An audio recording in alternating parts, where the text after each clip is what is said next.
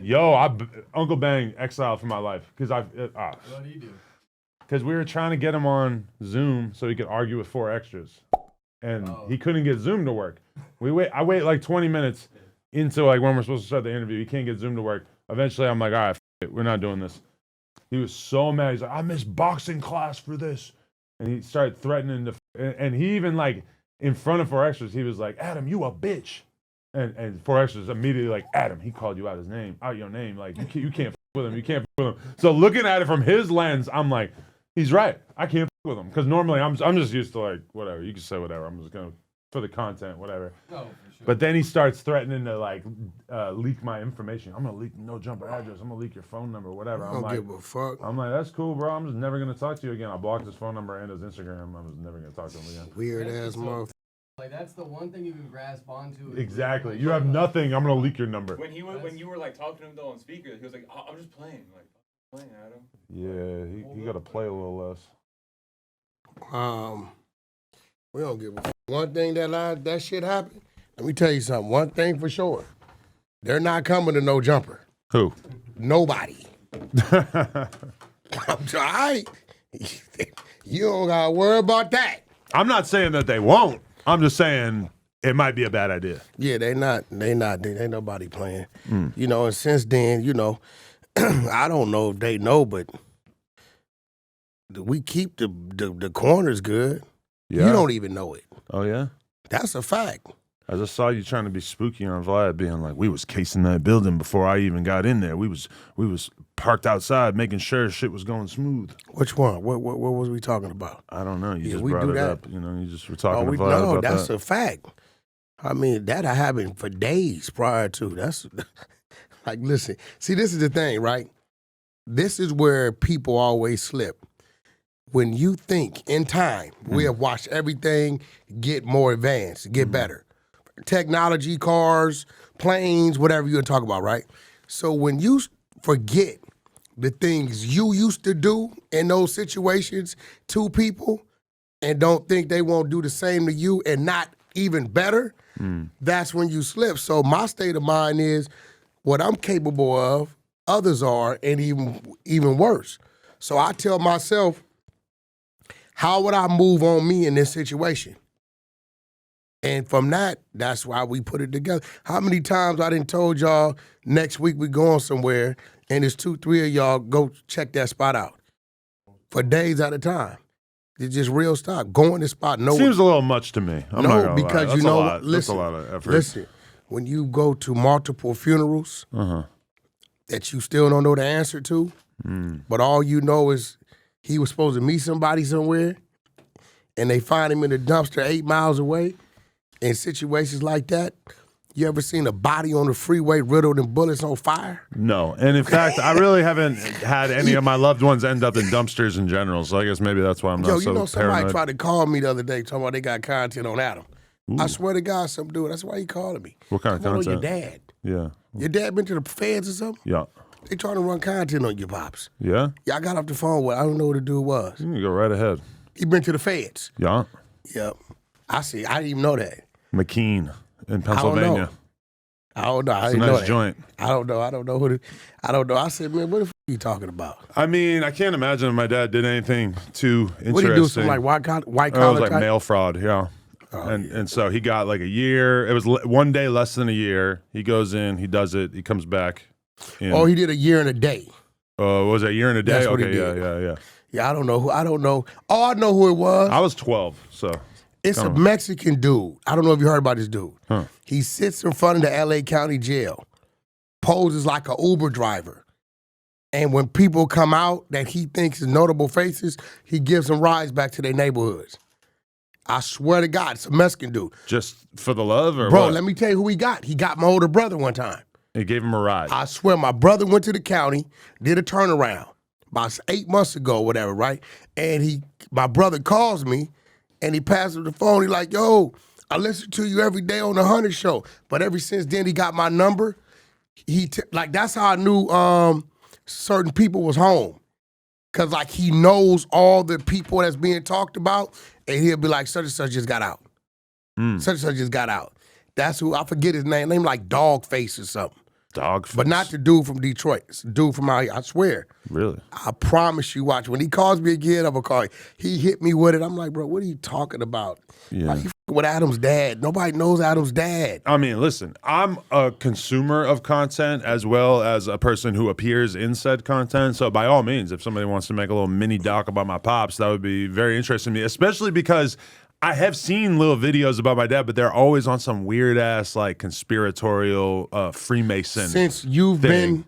been doing podcasting. Yeah, or was but it before? It's usually not very well researched. It's usually just like, oh, Adam's dad was a member of the Freemasons, and he is too, and they're using their platform. Like, you know, it's always What's just wrong some with the weird Masons, conspiratorial shit. Shout out King Yo. What's wrong with the Masons? Like, I don't know really Nothing's much wrong with about the that. Masons. Honestly, I should become an expert in that because I've had so many people if accuse your me. dad is a Mason, My dad is not. he's not. It's not He's wrong. a Grand Mason. What's that? That's my last name. Oh, so his last name is Mason. Grand Mason. So, but if he is, like, that's nothing wrong with. That's a great movement. Yeah, you don't think I would like to be involved with a shadowy Illuminati style I don't think posse? it's Illuminati. I think it's just straight resources. If my dad had any connections to anything larger than himself, I think I would have figured it out. I by mean, this my point. homie Bistro had Do It Fluid from out the Fruitown Brims. He was a Mason. I remember I went His down name's there. Do It Fluid? No, his business was called Do It Fluid. He built hydraulics, lowriders. Wow. Okay. His name is Bistro. So he gave me a sticker. Hmm. It was like a black background, like gold and like a maroon or whatever. And he said, put this on your back window on this side, Yeah. right? And they do like certain handshakes.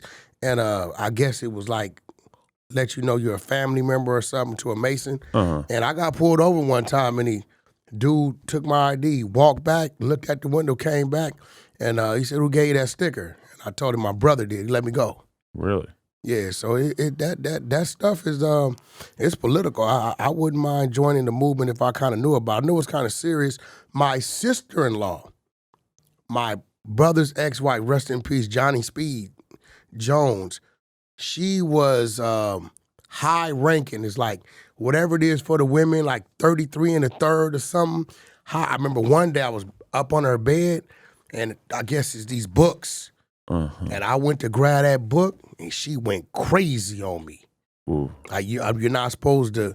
So it's I don't know all the intricate details, but I know it's a movement. They say all the presidents are Masons. Right. Yeah, You know, a lot of judges. I don't know a lot about this. Yeah, I don't know, but I should be more interested in it, though. is your pops on the West Coast, or East Coast? Yep. East? Valley. He out here. Hashtag Valley. Oh yeah, we gotta let him and both our dads talk. No, yeah, we still got to do that. We gotta put that together. My dad's going to be crazy. so overwhelmed by what you're bringing to the table and what I imagine your dad's probably bringing to the table. He's in his late 70s. And My pops too. he moves a little slow at this point in time. Yeah. He's actually damn near deaf, but he'll do good on a podcast because he got the headphones, so he'll be able to have we it definitely right gotta into put his that ear. together. Yeah, his hearing is not great. He got an implant in the side of his head, which actually for all the conspiratorial people would be great. He's got like a metal thing on the side of his head that helps him hear better, but it doesn't seem like it's really worked that well. Got you. So mom's still around? Mom's good, huh? Got you. And they've been together probably for 50 years. 40-something years, yeah. Do they argue? He get on your mom nerves? A little bit. Like but, Archie Bunker and shit. Remember that movie? That show? well, I think he was more defined by his racism, but they get along pretty good. But yeah, they might. At a certain point, it's like you've been together for so long that even if you don't get along 100%, it's like clearly we kind of need each other to continue to exist in this world. Yeah, where you So, gonna go? yeah, I see them sort of like breeze past their fights and everything because they, what the fuck are you going to do at this point? My mom has always told me, though, if your dad kicks the bucket, I'm going to go find me a new man. Huh? She told me that. She's like, I'm a lover. Hey, listen, my grandmother did it. I was beefing with her ever since. It was shocking. I got out of jail, like YA or something, or juvenile hall. One of them, I got out, and when certain black families, when you walk in the house, it was this big mirror, and in the middle of it was a picture of them. Been there since I've been a kid. My grandfather passed. I walked in, and I looked at the picture, and something wasn't right about the picture. That wasn't my grandfather. I looked at the top of the staircase, and this old dude is saying, hey, son, Good to have you home. I cussed his punk ass out. But what can you even really say? She chose up. No, I said something. But what are you going to I say? had something to say. Nobody had said nothing. I said, listen, first of all, my grandfather bought this house, made sure the house was paid off, made sure he put you in the Cadillac every 2 years. And now you in here getting your Hold rocks on. off. Not only that, come to find out, it's with one of his homeboys. Really? G-Mom's on some thought shit. What? So, dude name was like some shit with a B. It'd come to me, right? So, I told her, I said, yo, why you take my grandpa? This is his house. Uh-huh. Everywhere where his pictures was at was gone, right? But what's His she name supposed to was do? Buster. Just keep her shit locked That's up for the his rest name of her was life? Buster.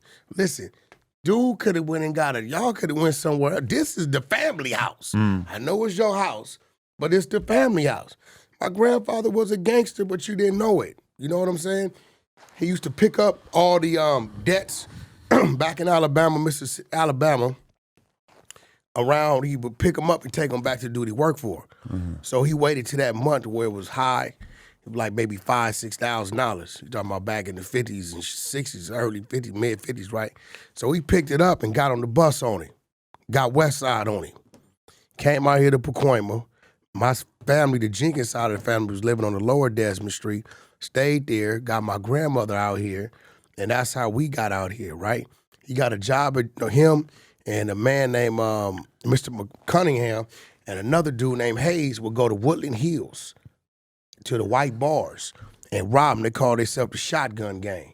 They come in there with the double barrels, get off, boom, boom, give it up. But then he got a job at General Motors. So my grandfather was quiet. You never knew nothing. He had a third grade education. So he did his dirt, but went to work and took care of everybody. Put all his kids through school. Everybody was straight. So this is the crazy part. So Buster's around maybe about 2-3 years. This new guy. Yeah. Wow, at least that's pretty good. It's better than one night stand. He kicks the bucket. Ah. He dies. That's part of the program, yeah. I see the hustle. Grandma get the insurance check. Really? But let me tell you the crazy part. I pop back up about 2 weeks after he died, right? Mm-hmm. And guess what she's doing? Going around taking the Buster pictures down and put my grandfather's pictures back up. Oh my God. That's grimy. So now, I respect it. as I grow up, right, with women that come from my generation, and I see how some of them are, you have to remember some of our elderly ladies used to be young just like some of these women. Some of them just might be your grandmama. You never know. On some real, you never know, like for real. Your mama might have been one of them ones. Okay, Lena's grandma, married for however many years. At one point, the dude dies. Locked it down ever since. Never went on a date, nothing. Her mom got divorced when she was like in high school or whatever. Has gone on some dates since then, but never been in any kind of serious relationship or whatever. Like, this is the old school mentality. You get into one relationship, if it doesn't work out or if the guy dies, then you're basically done. It's definitely old school. Nobody wants to be lonely. Yeah. The older I get it now. Yeah. Because if you wake up, you in your 60s, late 60s, your significant other's dead, ain't nobody popping up every day unless somebody dropping off the great-grandkids or something like that. You really have nothing to do. The whole thing, though, is like, would you rather be 65 dying alone or 65 dying, well, 65 would be kind of early to die, but dying with a girl who realistically sucks and was on the dating marketplace at like 50, which realistically, when you're 50, the dating pool is going to be kind of weak. Nah, these 50 years old these days, bro, this is a different 50-year-old.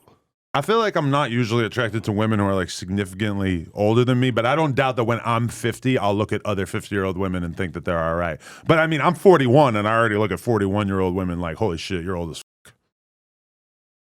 You think you old? Yeah. I don't know, man. I guess I don't feel old yet. The 41-year-old women that I know, okay, in the rap game, who's That's 41? old. Prehistoric, fossil women. In the porn game, couple of good ones. I know some women who are in their 40s that are still looking really good, but it takes a Herculean effort to still look good in your 40s? She's that much. How old? How much My younger is girl's your wife? 33, so she got Okay, 8 years. she's always gonna seem like a spring chicken compared to 8 me. years. That's cool. Yeah, because when you're 50, she's 43, Exactly. 42 or something. She's gonna still seem like she's from like an entire generation before me.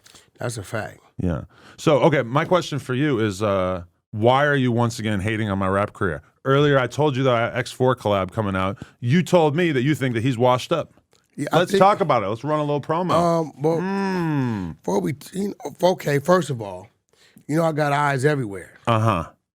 Any rapper who's gotten a deal and been around for at least 2 years that's still vagabonding clothing stores, on your word, What does that that's mean? a sign of being washed up. Vagabonding. Vagabonding. What does that mean? Oh, you want to play Well, crazy? I know You vagabond think is I like didn't know? a bum. So you just didn't take him with you, and the man left out there with 4 big-ass bags of clothes? I wasn't with him at Asali. I was with 4 Extras at Asali, and I got him hooked up with a bunch of clothes. But 4 Extras, X4 was on his own mission before I even got there. No. They blessed him because of who? 4 Extras or X4? X4. X4 has his own relationship with Milo of Asali, I believe. But he left out of there with how many bags? I don't know. He got some fits. A bunch of them, right? I wasn't there. Now, let's get past That's our that. homie. And we're doing promo for someone that we f- with. Let's get past that. In this game, And X4 has not even been out that long. You're acting like his, okay, well, let's get the date on his first November interview. bullshit. X. He done did at least 9 months of it in jail, 69 months. This is real. Take it how you want to take it. When the door opens for you, Adam, October 30th, 2023. It's like a year. over a year. A little more than a year. November, December, January. He has a bunch of 18 videos months. in recent months that Now have over listen. 1 million views. When the door opens in this game, you got to step in there. It used to stay open on the developing, but guess what? Who's doing artist development? The label's not doing it. You got to do it yourself. So now. when that buzz comes, it was at one time, I know, because I contributed to it, 4 extras. Oh, yeah, you heard of 4 You're extras? X4. No, X4. 4 Extras is a different guy. X4. I got a deal for 4 extras too. I got to call you, nephew. Yeah. So X4, it was in the street, right? I helped contribute to it. Boom. I believe he went and did something with maybe Interscope or so, somebody like that, right? I'm not sure. I think Johnny Shipe, somebody. Oh, he did. Got a did he hold say of the Johnny Shapes? Okay. Right? So when that buzz comes, you have to stand on it. Every time Draco, whatever happened with him, when he came back and that buzz hit, he ran in that door and he painted the room with him. I just felt like X4, I think he goes to jail. He got to stop doing that. And I He believe just got his ankle monitor taken off. that's what I'm saying. And I believe when that wait, not to say it's over with for him, but it's gonna be a harder climb now than what it was because people be like, He's still young. He's still got a lot of momentum behind him. I don't think. I think hip hop itself is in kind of like a dry place. And you're right. The labels point. aren't necessarily like investing into people the same way that they would have if X4 had been coming out in 2017.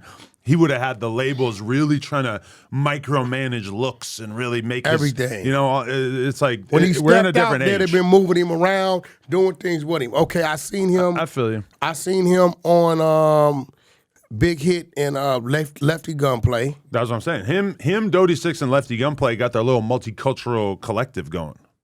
And now I've been brought in. The Woods are in there now. He got to get away from Lefty. Lefty's about to perform at the Super Bowl. I think he might be eating some crow about Lefty. Perform what? He's coming out of the Super Bowl. Oh, you talking about Kendrick bringing him out? I believe so. That's probably because we've been antagonizing. So he gonna Realistic, say, how could he not? It's one of Kendrick's biggest songs. Lefty's on the song. I don't think. Listen. Based on his name, I do think like there's not going to be a little thing in the corner of the screen on the halftime show that says Lefty Gunplay. I think he's coming out on stage. I know how Kendrick and them work. They've been seeing us bashing. So Kendrick like, I'm gonna give him a look because he like, damn, it ain't number 4 word. He's got to perform that song, and if he's going to perform the song, he's basically got to have Lefty there, or he cuts the song short. I mean, I guess that's a possibility. Possibly he gonna cut it short. I hope he brings him out. Yeah. Now I'm gonna be real. Can Lefty do something with it, music wise? No. I think Lefty is a character and a personality. He needs to go over there to one of these networks and get on television. I think people are watching, they're subscribed to him. Musically wise, I don't think it's gonna work. Personally, I hope he hits the Super Bowl. I'm not a hater, win. But, you know, I think his music is on a decline. I think that I have not heard a lot of Lefty Gunplay music that inspires faith in me, but I do believe that his star power, if he gets the music side of things together, I still think he's a 30% Mexican Crip Mac with personality. I don't give him half a Crip Mac, I give him 30% of it. I still feel like the people out there are a little bit more open-minded about his musical output, even though I feel like he's not delivering what he needs to be delivering. I'm gonna be real, bro. I'm gonna be real. I don't know what the next wave is gonna be. I had this argument on Clubhouse with my guy Bradshaw over there, and I told him, I said, bro, right now the West got the torch. There's nobody on the East popping. Lil Baby did great with 140. Thug ain't dropped nothing, right? Midwest Dirk is gone. The Kendrick thing is going on, right? I think and it's not a crazy torch. It ain't like we got 5 people That's what going I'm saying. crazy. Saying that LA got the torch right now, I don't know. Okay, well, New York's doing something.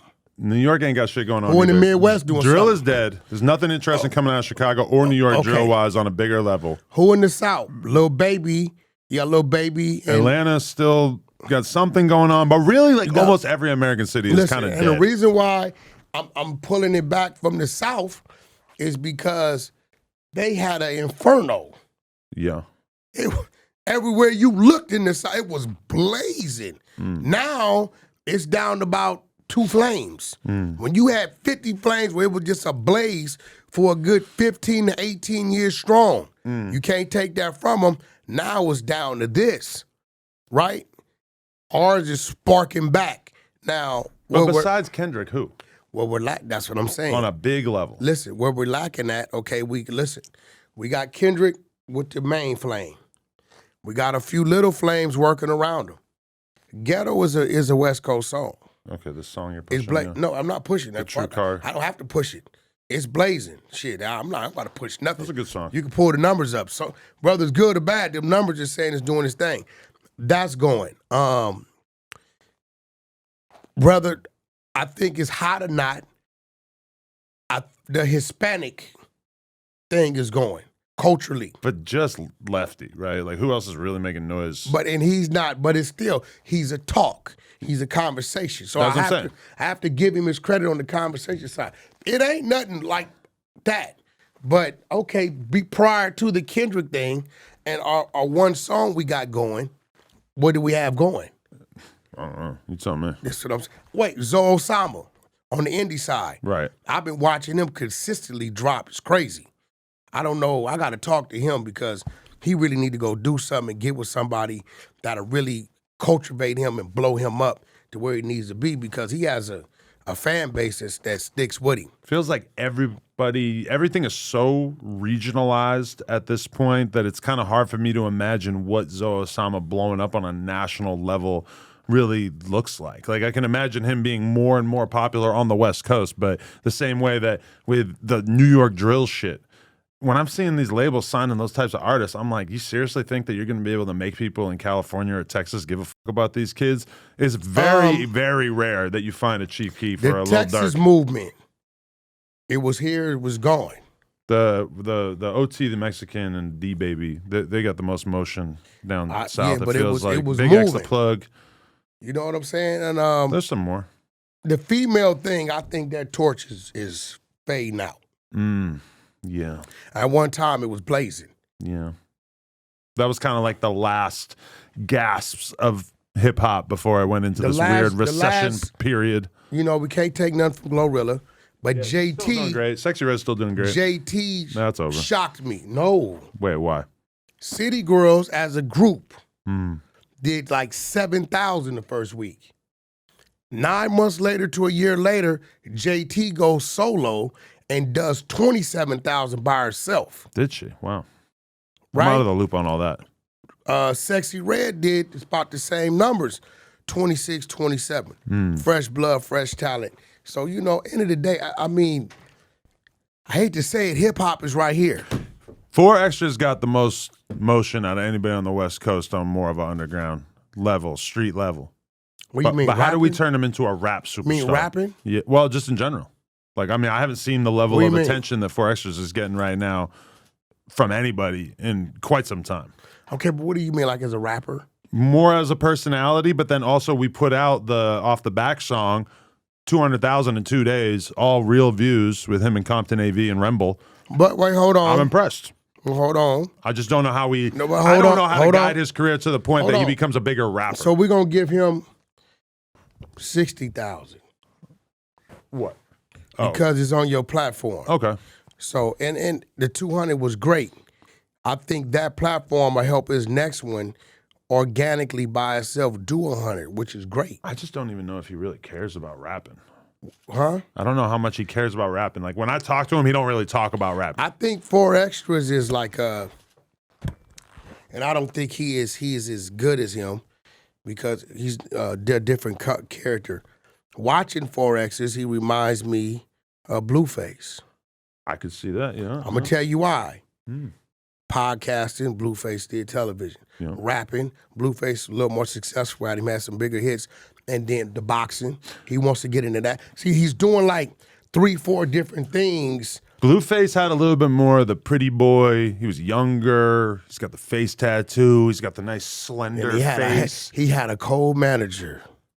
4 I Extras was is pushing more. the line. 4 Extras is more like a wrestler type He had a vibe. manager, boy. That I hate Blueface manager, that bitch ass nigga. He made all kind of shit happen. Right. I can't stand that dude. I mean, think about it. He signs the dude. Mm-hmm. What then? Next thing you know, Cardi B is on the feature. Next thing you know, YG's on the feature. Next thing you know, he signed the Cash Money. Next thing you know, this dude went on a tour in Europe his first 9 months, unheard of. That's all that old punk manager. He's a weirdo. I can't stand him. He think he all that. Old bitch ass nigga. He's a mark. Yeah, we're all very, very proud of you. You did great.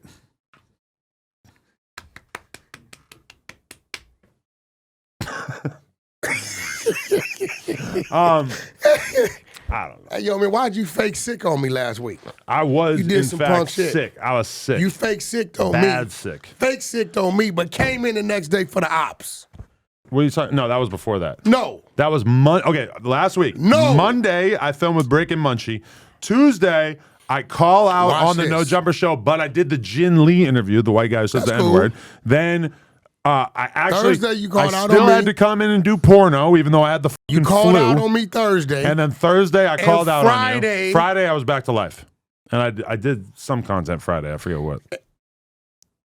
So you fake sick on me. I wasn't faking sick at all. I was It's in cool, a terrible, terrible state. I've never, You still look like you're a little under the weather. definitely, I've never canceled that much content in a week, ever, I don't think. You need a Z-Pack.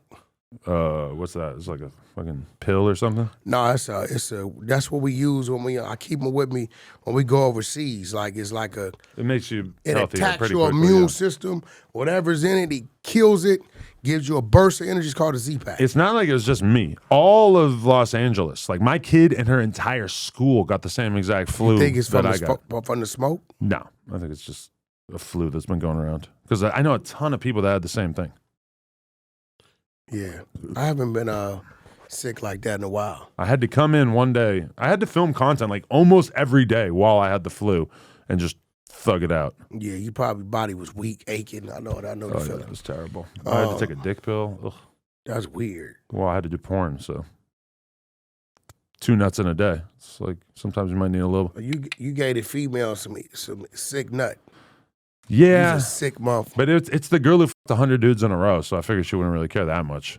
100 or 1,000, because this other girl broke a record. 100, so they're beefing over that. She did over 1,000. She's like 1,050. You are the perfect person for me to tell about this. So basically, we do porn with Lily Phillips. She's the one who did the documentary about her fucking 100 dudes in a row. Then right after that, we get hit up by Bonnie Blue's management because we were supposed to shoot with Bonnie Blue the next day.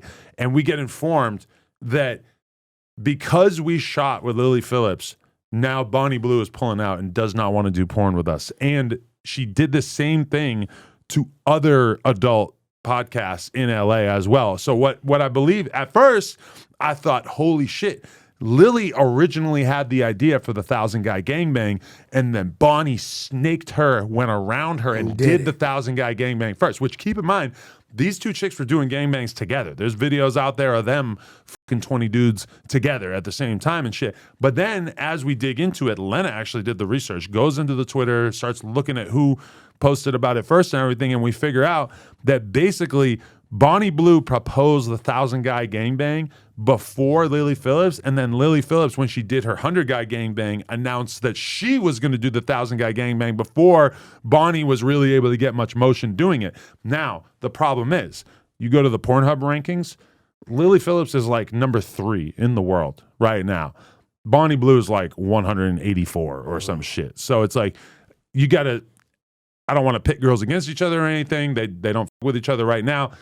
Lily Phillips got the star power, for sure. She's the better looking one. She's the one who everybody is paying attention to on more of a mainstream level right now. You see her posted about on Twitter nonstop. The gangbang beef in the porn world is probably almost worse than the gangbang beef in the actual gangbanging world. Gangbang beef porn. This shit is crazy. It's real. It's insane. The murder rate is low out here. Meanwhile, in the gangbang porn world, gotta be high. The murder rate is high. I fully expect bodies to start dropping over this in the near future. Now, I still want to fuck Bonnie Blue. I was willing to put my health and safety at risk by potentially getting something that one of these 1,000 dudes had. But I don't know. It doesn't look like it's happening right now. You think the pussy that good? Or you just It's more about the clout, but I'm sure the pussy's all right. You just want to be part of it. I mean, I'm not going to lie to you. Lily Phillips was some of the best pussy that I've got as an adult male. She was really good. Like, you know when you are f***ing with these girls, and sometimes it feels like they're just being a whore for the camera. They just want to act like a hoe because it's viral. As soon as I started f***ing with her, I realized, like, oh, no, you are a real slut. Like, she said that when she was in college and shit, she was getting ran through by 10 guys in a night just for the love of the game. Which, God bless those types. Hey, That's bro, my favorite listen, type of bitch. That's why you got to do some research, bro, before you wife something. You got to know what's going on or just stay in your little, move to like Maine. What's wrong with wifing up a girl who's previously been gangbanged? No, that ain't cool, bro. Why? You're scared of that? Ego. It's intimidating? They got an ego, bro. I understand that. But also, you know, why can't a woman just have a past? Yeah, you can, but are you going to buy a car with 1 million miles on it? I feel like the miles on the car affect how long that car is likely to be able to stay on the road. Whereas a woman who's had sex with 1,000 guys in a gangbang, I don't even know if I really believe what I'm about to say, but it's like, how does that diminish her ability to continue to thrive in the real world? First of all, it takes away from how she's going to see and view you. There's nothing you could do with that woman to separate you from the 1,000 men, right? You lose that. But you lose that's that. probably true if your girl's 10 guys before you no, as well, it ain't. right? No, it ain't. Because at 1,000 men, she really has no feeling when it comes to sex. Yeah. And believe it or not, the sex aspect contributes to how your woman reacts, responds, and how loyal she stays to you. Believe it or not, it's part of having a stronghold on your woman. I'm not gonna lie, for sure, a woman having had a gangbang with 1,000 guys is gonna kind of make me less interested in settling down with her. Yeah, it's just about what you got, what you can do for her. Nothing else factors in. Like, what are you gonna do? What are you gonna say? What are you gonna share with her that ain't happened? But I know a lot of great women in the porn world who, not 1,000 guys, but I know girls who've, you know, they've done the 4-guy, 5-guy gangbang thing. They've had a dick in the butt, dick in the vagina, dick in the mouth at the same time. I'm kind of numb to it at this point. I don't know that I would necessarily, if I really liked a girl and really wanted to be in a relationship with her, I don't know if that would be enough to If you and stop me at wifey this broke point. up, would you seek to be with a porn star or a pretty regular chick? I've thought about this quite a bit. I don't know. Because on one hand, I do kind of crave normalcy in my private life. Like, it would be great to just be with a girl who was more normal. And on the other hand, I'm kind of a freak, and I don't know if I really want to like just have sex with one person for the rest of my life. And I feel like if you get in a relationship with a girl who's more open-minded sexually, I mean, I know a porn dude I was just having a conversation with. He told me, and he's married, and his wife does a little bit of OnlyFans stuff, but she's not really a porn star. He fucks 25 times a month on camera. He pays the bill. He pays the bills. They've got kids. They've got a whole nice little family life, etc. And that's his job. Like the same way that you go out and you work with artists or you do podcasts, you do content, whatever. He goes out and he fucks, and his wife has a great attitude about it. I don't know. I think that's great. I think that's just, there's something really pure about that. The fact that she doesn't get jealous about it, that she doesn't mind that he's out here laying down for a living. But she knows, right? She knows. She's all about it, yeah. They got a nice house, nice car, kids, private school, all that, I assume. Everybody can't handle it. Some women can. I know. It makes me think that she's really cool that she can handle it. Because realistically, like, if that was my day in, day out, I don't think it would cause problems for me mentally in my relationship. I think it would be fine. It's just pussy. I still love you, boo. Has it been well, how many situations does it happen when she's not there with you? Once in a while. When she got her boobs done, I shot a handful of times with other girls, like, and other guys. So it was like me and another dude. Buka buka. Yeah, man, you on some crazy shit. Yo, shout out Trump. My boy. Shout out Trump and all these weirdos attacking Snoop Dogg. Why is that weird, though? Because Snoop made some very strong statements, anti-Trump statements, and now he's performing at Trump's inauguration. But he didn't perform. Did he perform? It was a pre-thing. No, he did perform, right? He did something with him. I mean, I think he did his inauguration was like inside. Snoop is allowed to change his mind. That was 8 years about what he thinks of Donald Trump, and he's also allowed to just be a ruthless capitalist that will perform for whoever wants to pay him.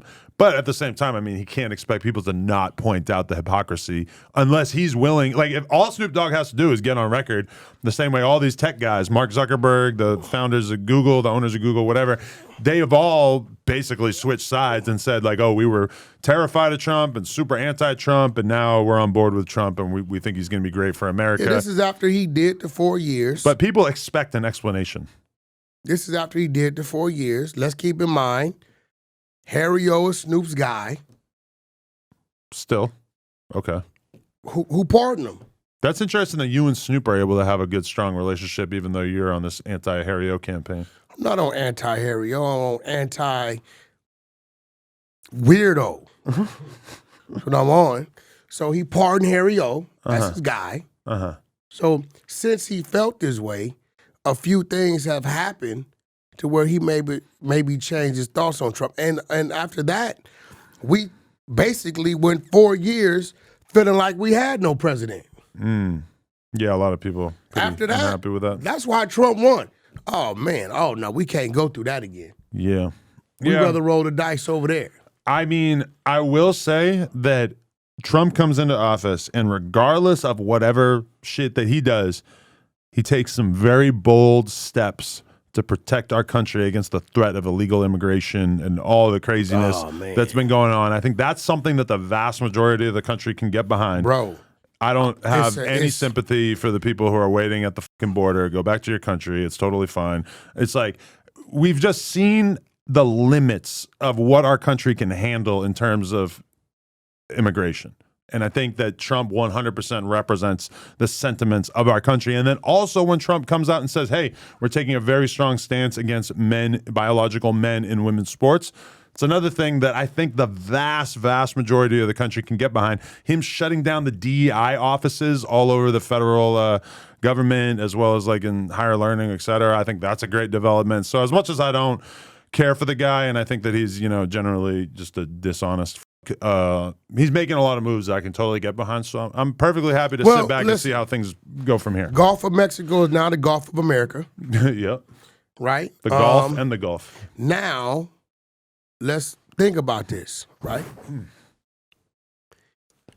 2 illegals come to the States. They have a baby on U.S. territory. Right. Baby gets a birth certificate. Birthright citizenship. But because you're the child of 2 illegals and you're a child, we're sending you back with them. Mm. Now,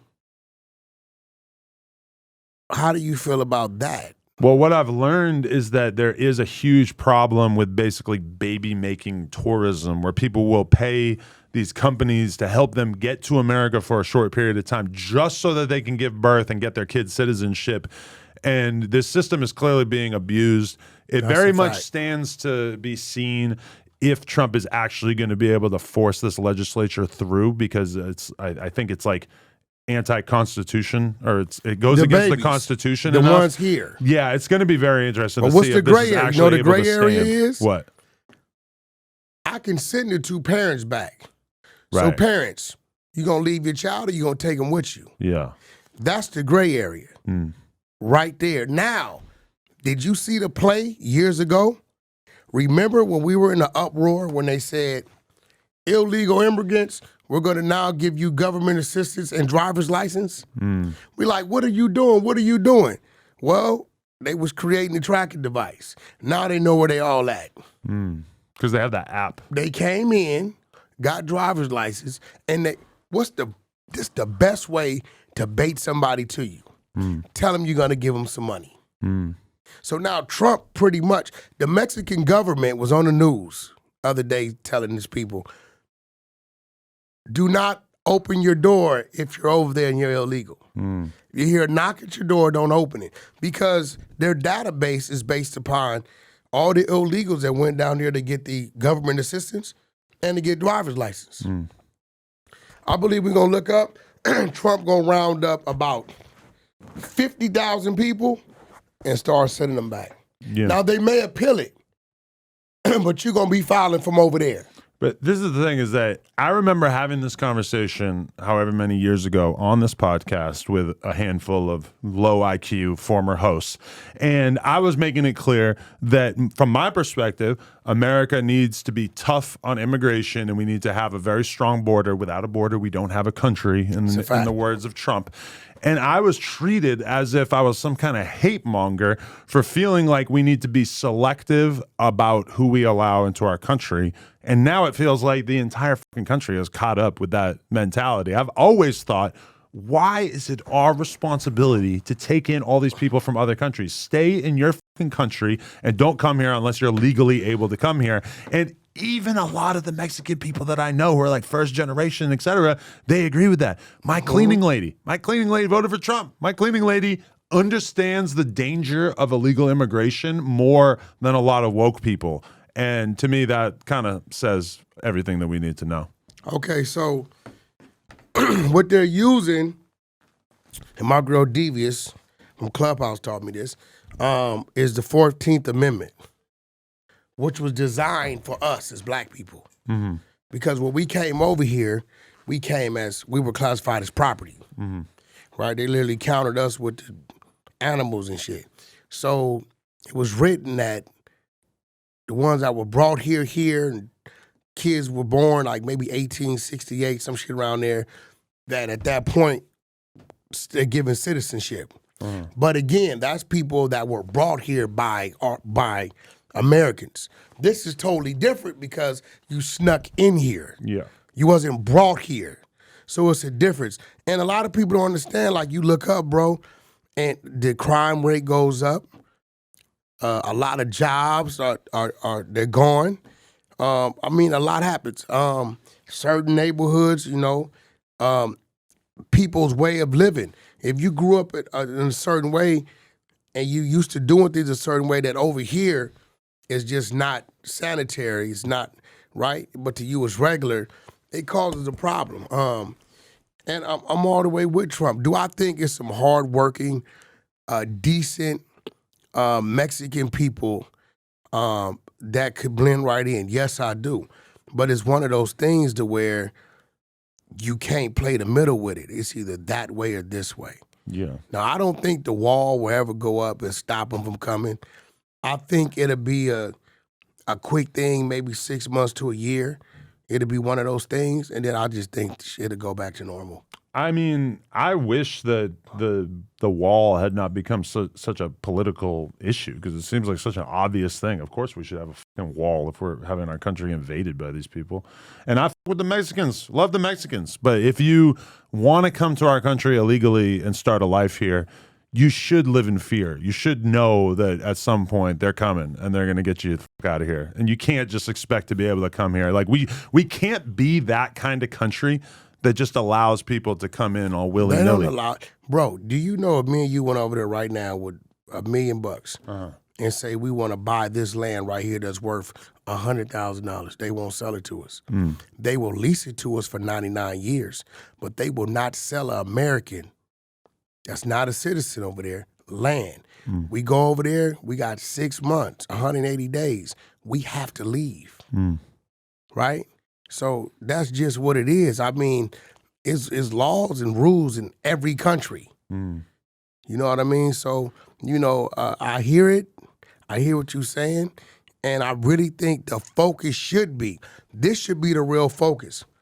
How could we make Mexico better as a country so people wouldn't want to leave there and so more people would want to go visit there? How can Mexico and the U.S., right, come together with maybe some trade, maybe job opportunities went over there? You remember about 8 to 10 years ago, a lot of our companies closed here, moved their factories to Mexico. Right. I think the focus, think about it. At some point, the country, it has to be a change so people want to stay. Right. How do you better or grow the country if people don't want to stay? Well, I think the primary thing is that they're being terrorized by these drug cartels, right? But as you know, brother, really not our problem. Hey, listen, Black Panther Party, even the turn of the Crips and Bloods, half of them cooperating. A lot of things over here that been challenged and put to bed. So what do they need a secondary government over there? Yeah. That's going to act in a manner where they're not, do they even have a military over there? Does Mexico have a real? Yeah. It's very minute. When I went to like Tulum, you would see like army tanks driving around, like military vehicles with shitloads of dudes with fucking crazy guns, just monitoring it because it's such a big tourist area that they can't really run the risk of there being crazy cartel type violence. So there's definitely areas in which the cartels have like almost no role, but then there's other cities in which they just dominate everything.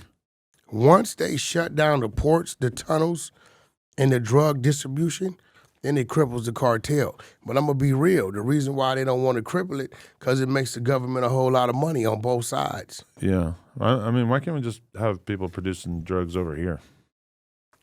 Because we still want the drugs. The same reason the labor for certain things not done over here. Why is a lot of our stuff done in China? But if it becomes too expensive for us to get the drugs from Mexico, at some point we're going to create more jobs in America. And we can start our own means of production again. Well, you know, it got to a point where marijuana started going in reverse. Yeah, from here to there. They don't need to because of the way we're growing it over here. Yeah, you know what I mean. So, I will say this: don't underestimate the power of the cartel.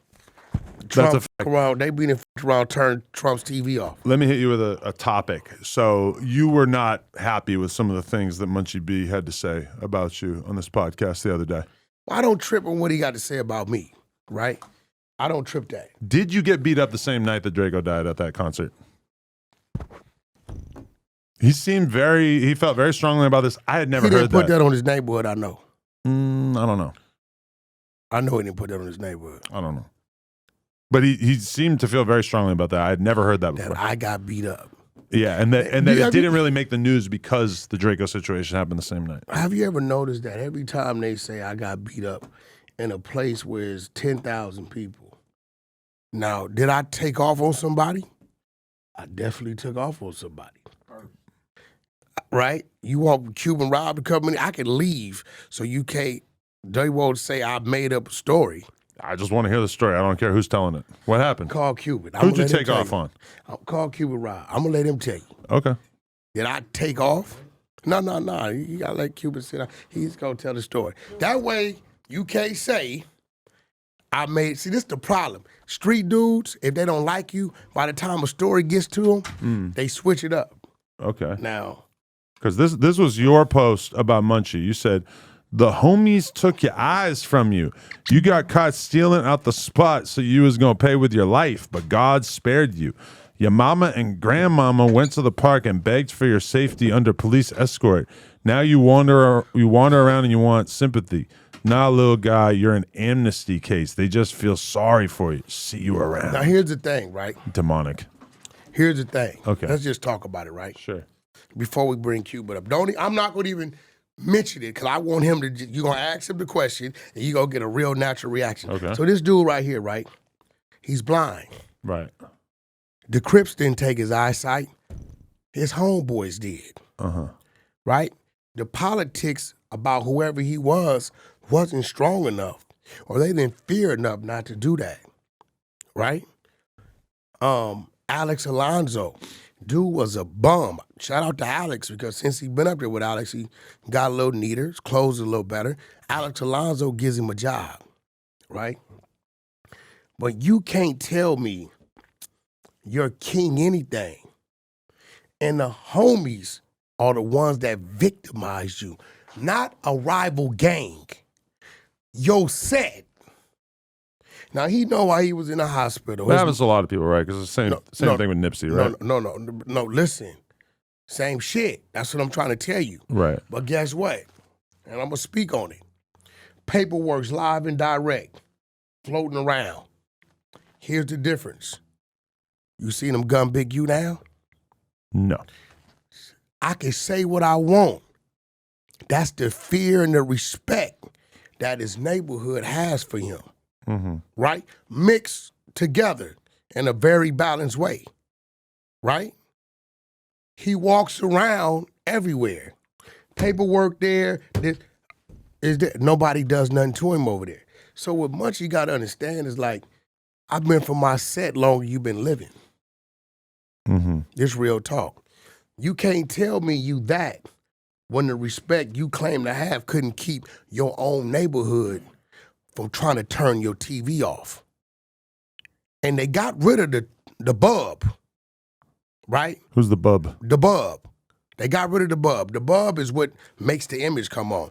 It just a buzz goes on, right? the So bulb. he walks around, Okay. right? So they turned his TV off. Don't tell me you this and you that and you this and you that when you couldn't stop that from happening, right? You know that while you was laid in there and they thought you was gone, that your mother and grandmother went down there with half the choir to Darby Park with police escort and begged them people in a form of telling, because you kind of letting them know that that's who did it. Then he ended up doing it on the conversation with 600, that that's who did it, letting people know his homies did it to spare you. Now, I'm going to let Cuban come over here and you ask him the question. I ain't text him. I ain't had no time to say nothing to him. And you ask him that, come on, Q, we going to ask you a question. All right. And you answer the question. We got a guest host. We got the legendary Baby Cuban Rob. Let's see what he have to say. What's happening with it? Okay, when Munchie came on, he said that the same night that Draco lost his life backstage at that concert, at that music festival, Lovers and Friends, or I believe, that Wack was attacked backstage that same night, but it never really made the news because of what happened to Draco. No. He's saying that you were there. What's your version of the story? Well, the reason why it never went anywhere is because we got to putting in, work. They got we got the thumping out there. Wack got off first, if anything. You know what I'm saying? Them niggas got to talking shit. Wack dropped one of them niggas, and we jumped into the fire. Uh-huh. So once we started dropping and laying them niggas out all over the floor and shit, they started throwing chairs and all that weird shit. Nigga, that's why the shit never went nowhere. Really? You know what I'm saying? Because we was out there smashing them niggas. That's why. How deep were y'all, and how deep were It was about 4 of us. It was about 12 or 13, 15 of them niggas or some shit like that. Uh-huh. It was about 7 of them. Well, Other dude didn't get out. Exactly. That's what I'm saying. I'm talking about niggas that got out. It was about 5 or 6 of us. Yeah, every time Wack got off first. Who were these Broke guys? his whole Or you jaw. don't want to say? Yeah, man, they know who they are. They know who they are. Listen, Creep is pointing a picture of a broke gang. his Evan. whole shit. Yeah, Wack got bracket right away. I ain't gonna lie. Was it? This is who was responsible for it? Well, this is that night? Yeah, that's how. This doesn't look like you were a little deep. It looks like you're like 50 deep. It was just a gang of people back there. Oh, there's It a was- game. Yeah. Yeah, Game was he was on show. He was It was my performing. set, Me. Adam. It was my set. Third right here. Okay. Yeah. So it was like Don't 7 get of me us, and wrong. then it was versus them. Adam. Look at Wack's eyes. He looks like he's off a perk. Yo, you gotta send this to me. I need this image for the podcast. Oh man, we'd have had so many altercations out there. Oh, look, you know what I'm Wack's holding the saying? selfie stick. That's why the angle is so weird on this image. Okay. Nah, he holding the rail to go up. Oh, Listen. okay, right. Listen. Now, Adam, listen. Listen, take it for granted. Listen. A lot of red in here. We was about 70, 80 deep, Okay. right? Uh-huh. And I who was- wanted to play with you? I will say this. Will you say who it was? No. If Draco would have did what he's supposed to did, nephew still be alive. Mm-hmm. He was supposed to show up at a certain time. I held my entourage. I had Coyote performing, True Card performing, Blueface performing in Game. I had 100-some tickets because I had all the different performers. His little brother and his crew got up there about 6. I told Draco, be here at 7:38. We're going to make sure you get in and get out. Game is there. Everybody's in agreement. Blueface squad, my squad, Game squad, everybody's squad. I already told him we're going to get nephew in and up out of here. 8 come, he ain't here. 8:15, he ain't here. I can only hold my artists so long. They didn't been here. We didn't been here, right? So while 8:30 come, he ain't there, we roll. By the time we get to the freeway, Draco dead. If you check Draco's time of death, it's going to be between 8:30, 8:45. So you and everybody that you were with would have... On Paru, that's why I held him, Jeez. right? We was like 100 deep. It'd have just been a head up, fate would have been when it went that way. Right now, the situation the blind man talking about, quite natural, if he'd have been there, he wouldn't have been able to see it. I told you what it was before he got in here. I get off first. It wasn't nothing major because it was internal. It wasn't like it was a crew coming looking for me or looking for us.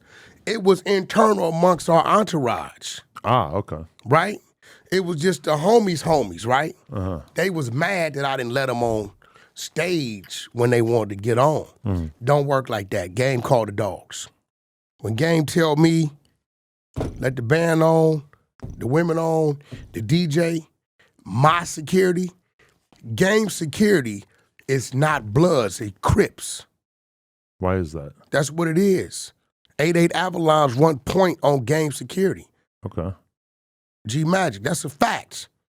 Okay, so now here comes the confusion. Wack from Paru there doing his job, right? So if my artist told me in what order he want people to take the stage, right? Guess what? My homies is with me. They ain't down there. They right here with me, right? I let it in that order. So the minute I let the Crips on stage, guess who started tripping? Game's homies. Blood, hold on. Hey, homie, hold on, bro. Business going on. Blood, nigga, this woo-doo. Hey, look, homie, I don't want to hear none of that shit. Business going on. Okay, next, y'all go up. Oh, Blood, look, soon as I get done, we're going to address it. I get everybody up, get everybody on there.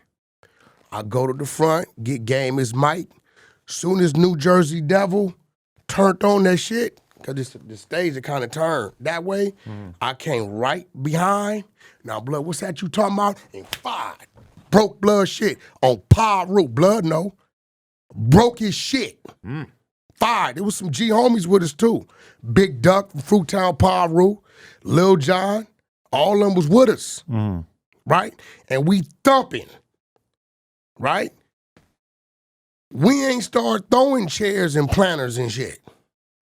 We throwing fists. So I'm trying to figure out, I hope Munchie didn't put that on his set. Because there's some G homies that was there. But this dude's hatred for a man he's never saw is so great. I don't know why. Right? He's a vessel. We don't pay you no attention. He definitely despises you. I got this other post. He ain't never seen me in his life. He mad about me because the motherfucking neighborhood Crips knock him out, hit him with the broomstick, and packed him with peanut butter. Nigga, go over there and put your work in. What you mad at me for? I didn't do it. I wasn't in the cell with you. What he mad about? Hit my little Don Julio R&B left me. I'm tripping, you know what I'm saying? I can't find the thing he posted about you, but yeah, but at the end of the day, it's like, I know he got a nervous problem. You ever notice him? He holds a cup that he never drinks from. It's an ad for his podcast. He never drinks from it. It's got the logo on it. He got to hold something. This hand goes crazy. See, my thing about it with dude is, bro, you never could do it better than me because I've been doing this longer than you've been living and your TV been turned off for quite some time. I done survived more yards, more gun battles, more squabbles, real squabbles in a real generation where it wasn't in style to be no blood. You understand what I'm saying? And unfortunately, I gotta say it. Those that have lost their life, those that have, it's like anything.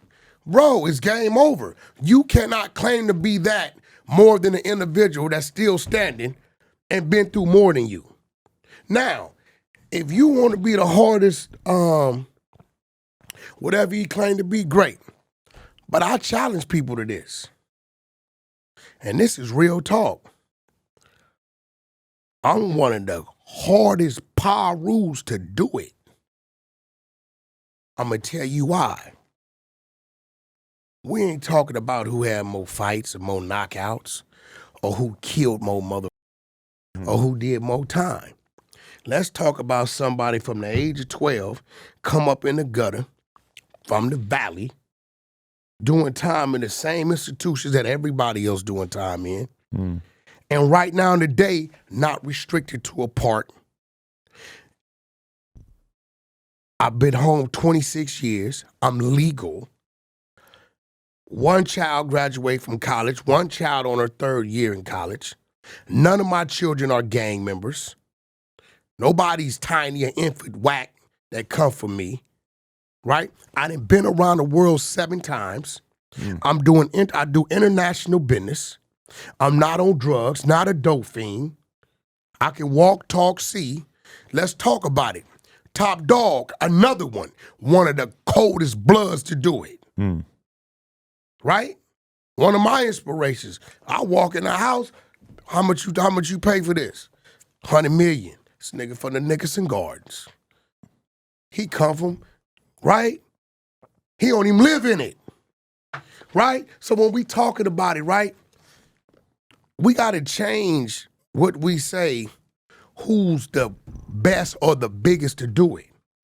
Just because you restricted to a podcast in your hood every day. I'm sorry, bro. That's a hamster life. My homeboys, right there. I put them people, I don't just take them to the local clubs or the No Jumper. They didn't touch London, Dubai, Russia, Germany, Thailand, everywhere I move. You know why? So they can see it and know what it is, right? To grow. All y'all that's out there thinking, being in the hood every day, 1 million tattoos on your face, fucking the hood rat homegirls, and that's what it is. Hey, bro, I'm here to tell you, that's not what it is. Right now, let me ask you a question. Sure. When it comes to this industry, you didn't interviewed a bunch of OG bloods, right? Yeah. Who's the biggest blood in the world? They ain't gonna like me for this. In the OG Who's category? the biggest blood in the world? Hands down. I mean, you mentioned Top Dog. I feel like you and Top Dog stand out. He not it. Okay. The biggest blood in the world is the motherfucking Gang. Right, and then him too. Let me I tell wasn't you sure something. you consider him like Let me tell old you school something. I'm gonna tell enough. you why. Okay. See, they gonna say, Game ain't been to the pen.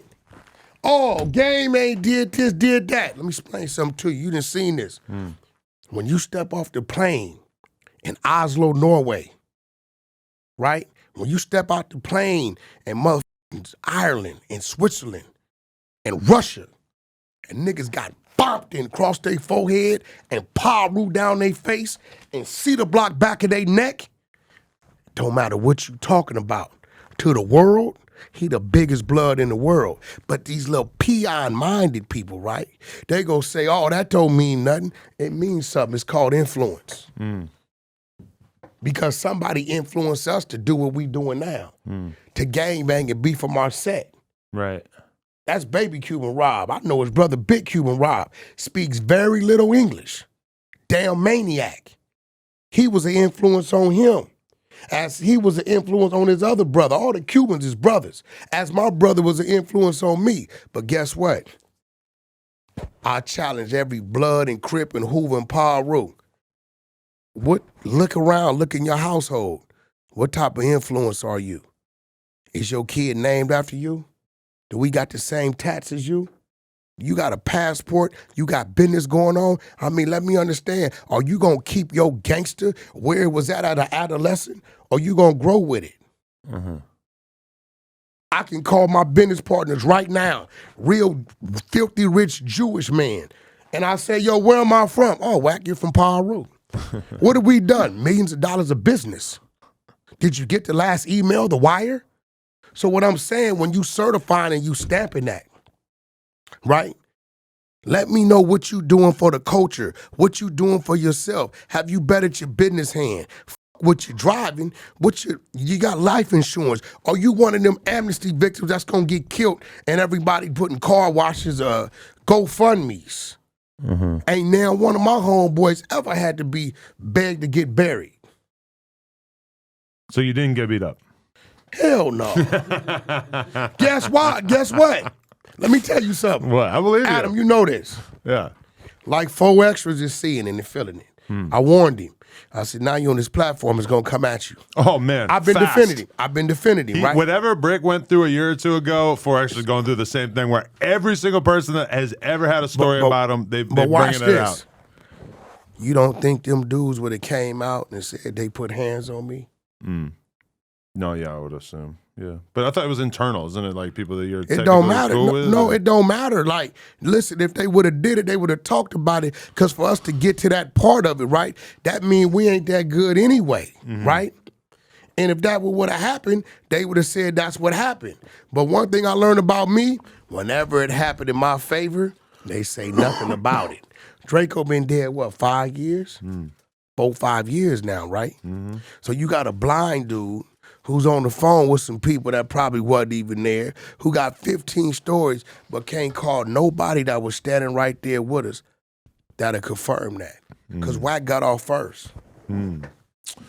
Well, much respect. And the crazy part about this dude is I'm really trying to have some amnesty for him because it's a few cats from Inglewood I got a lot of love and respect for.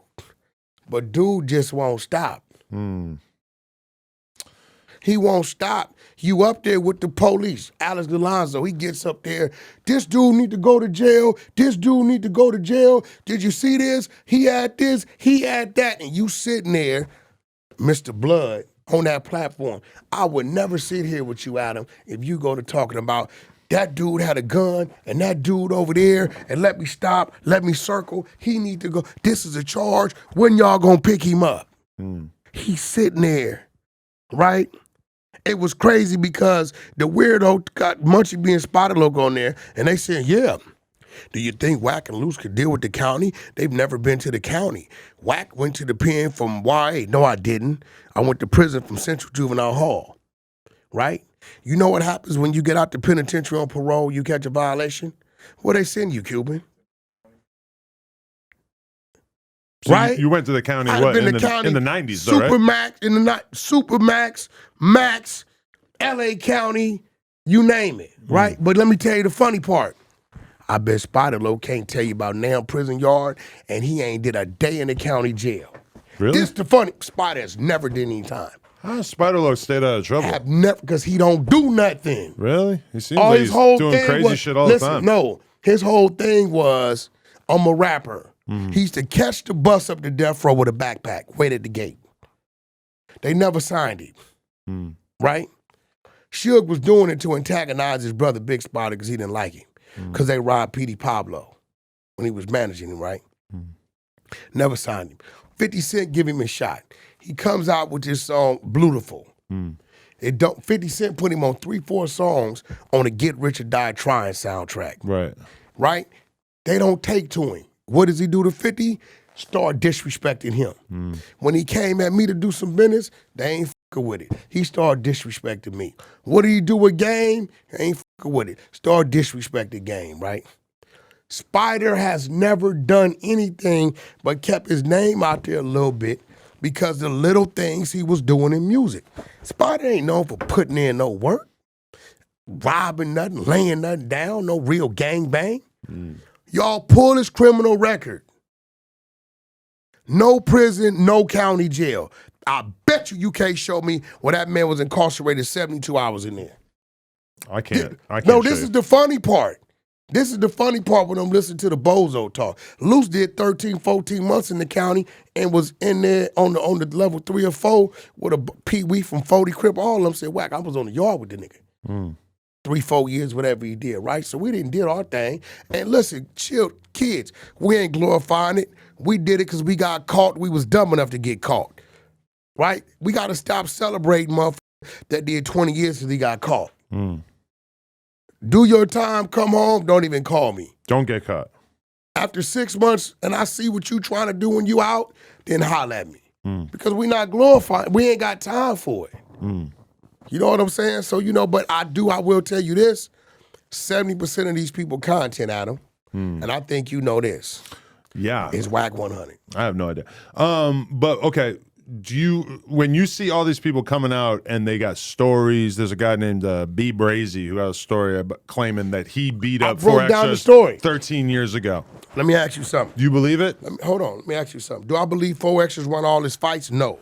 When you fight that much, you get better at fighting from the fights you lose, and then you demonstrate that on your next opponent. And I asked 4 extras how that fight went, and he basically said neither person got knocked out. He said it was a good fight, but he did not get knocked out. Watch that was this. his version of it. Listen, I talked to B. Brace, right? The homie Lil Mont called me. That's my dog. Called me with him on the thing, right? I broke down everything he said, right? I did it on my channel. He said 4 extras called him out. Or he called him out. Let's go to the day room. Where you from? 40 Crip. He banged it twice on him. Claimed his hood. Went to the day room. He said while they was squabbling and he was tagging 4 extras, 4 extras started jumping around saying, "Oh, I like you. Oh, I like you." So this is the antics that we see that he does right here, right? Well, it does sound like something he might do. That's what he did, right? Listen. He didn't get knocked out. He didn't get knocked out, right? So all it confirmed is he had claimed and said, take the fade. He don't mind getting hit, right? Now, when you talking to a running back about his career, he gonna tell you I rushed for 2,000 yards. He not gonna tell you fumbled 17 times. I've never heard 4 extras drop any names outside of one. The homie from Inglewood, Deuce Flame or whatever it is. Right. I've never heard 4 extras say such and such from this set I knocked out. So he say when I go to the county jail, I fade. He do the same shit. Cuban Rob going there. He did some crazy shit one time. Went to jail on some fluke shit, didn't tell me. And like 4, 5 days go by. I'm like, man, I ain't heard from this smoke. Where's he at? So I go to call his phone, no answer. Boom, I do a search. He's sitting his motherfucking ass in jail, right? I send the bondsman. Bondsman get out, hand him the phone. Bro, how long you been in jail? Oh, about 5 days. You wasn't gonna call me? Oh, blood, Paul Rule. I was in there with the homies having fun. I was just getting my squabble skills up, blood. I fought about 7, 8 niggas. So he intentionally didn't call me. Cuban, you go to jail, what I do immediately? From the substation, right? So you got some people, my homie Pool Rider. Everybody know Pool Rider. The term Beehive and Wayside Max, he started that, right? All he do is fight all day, every day. Four Extras is not the only one. It's a homie named Mo from 20s. Here used to do damage. The other homie from City Stone, I forget his name. He was at the video shoot. We shot it in Jungles. The burnt out homie. He just come home. I forget his name. All he do, you got some people that all they do is fight everybody. You can be their homie. They're gonna say, let's get down. So what Four Extras is talking about and doing to some of us is no surprise, right? I mean, and I think he's doing a great job at it because guess what? That's part of his character and personality that has allowed people, people gravitate to him because they want to hear the stories. And he's viral in general, but I noticed that the clips that really go crazy on No Jumper are the clips of him talking about fights in jail and just the idea that there are people out there that are so down to fight whoever to the people is just so fascinating. Adam, listen to me. It's a lot of those people. They just not on the internet talking about it. Right. It's nothing wrong with what Four Extras doing. We got a lot of homies that squabble. Dobie from Westside Palm Roof on the 4 line. I think he might have been in the bounty like 4-5 years. Squabbling everybody. He here, oh, blood, you called the homie out, he wrote it up, well, let's get down. Dobie, I ain't got no problem with you, it don't matter, Palm Roof, let's get down. We got a lot of homies like that. The homie One Punch. We got homies, third crazy ass. He another one. We got homies that a lot of them is in there fighting. Then you get the older homies to where what the younger homies doing now, we did 15, 20 years ago. So when we run through there, we see each other, what's up, nigga, you back? We done did all that. You can throw us in the cell together, really ain't nothing. But the young homies just gonna Thunderdome. The blood models, the Crip models, they terrorized each other. Be an all blood model, you would think it's peace. Not shit. Niggas in there fighting, getting tied up, bitch ass tumble, washing drawers, right? This just like this type of shit happen, but right? Do you respect the people, like for instance, no disrespect to him, but the B Brazy guy who basically sees 4 Extra coming up, goes out of his way to make an Instagram video where he talks about this fight that they had, but it was like, 12 years ago. I'm gonna tell you why I whatever. respect it. Do you respect that, or is that kind of a weird move from I'm your gonna tell you perspective? why I respect it. The homie is sitting in a situation with nothing to do, and he created a way to make some money telling his truth. Now, I can't B Braze, Lil B Braze, he was raised by Lil Mine, Antonio Moses. His father just passed, one of the founders of Paru, Big Baba Louie, Westside Paru, Big AC. Paru in peace, they gonna bury the homie, I believe, this week. That's his daddy. You don't come up under those type of situations, right? And your squabble skills ain't up to par. You're not living in the house with Pooh Rider and you ain't finna know how to fight. He gonna beat your ass until you squabble back. You're not gonna be in the cell with J-Cap doing no stretch that you don't know how to squabble. Every homie coming on sales, we gonna squabble you. And we not squabbling you to take away from you. We squabbling you to get you right so when you really got to squabble without us. So Lil B Braze, I didn't talk to 15 Crips and his homies. He check out. He liked that. He liked the burnt out homie. Brains.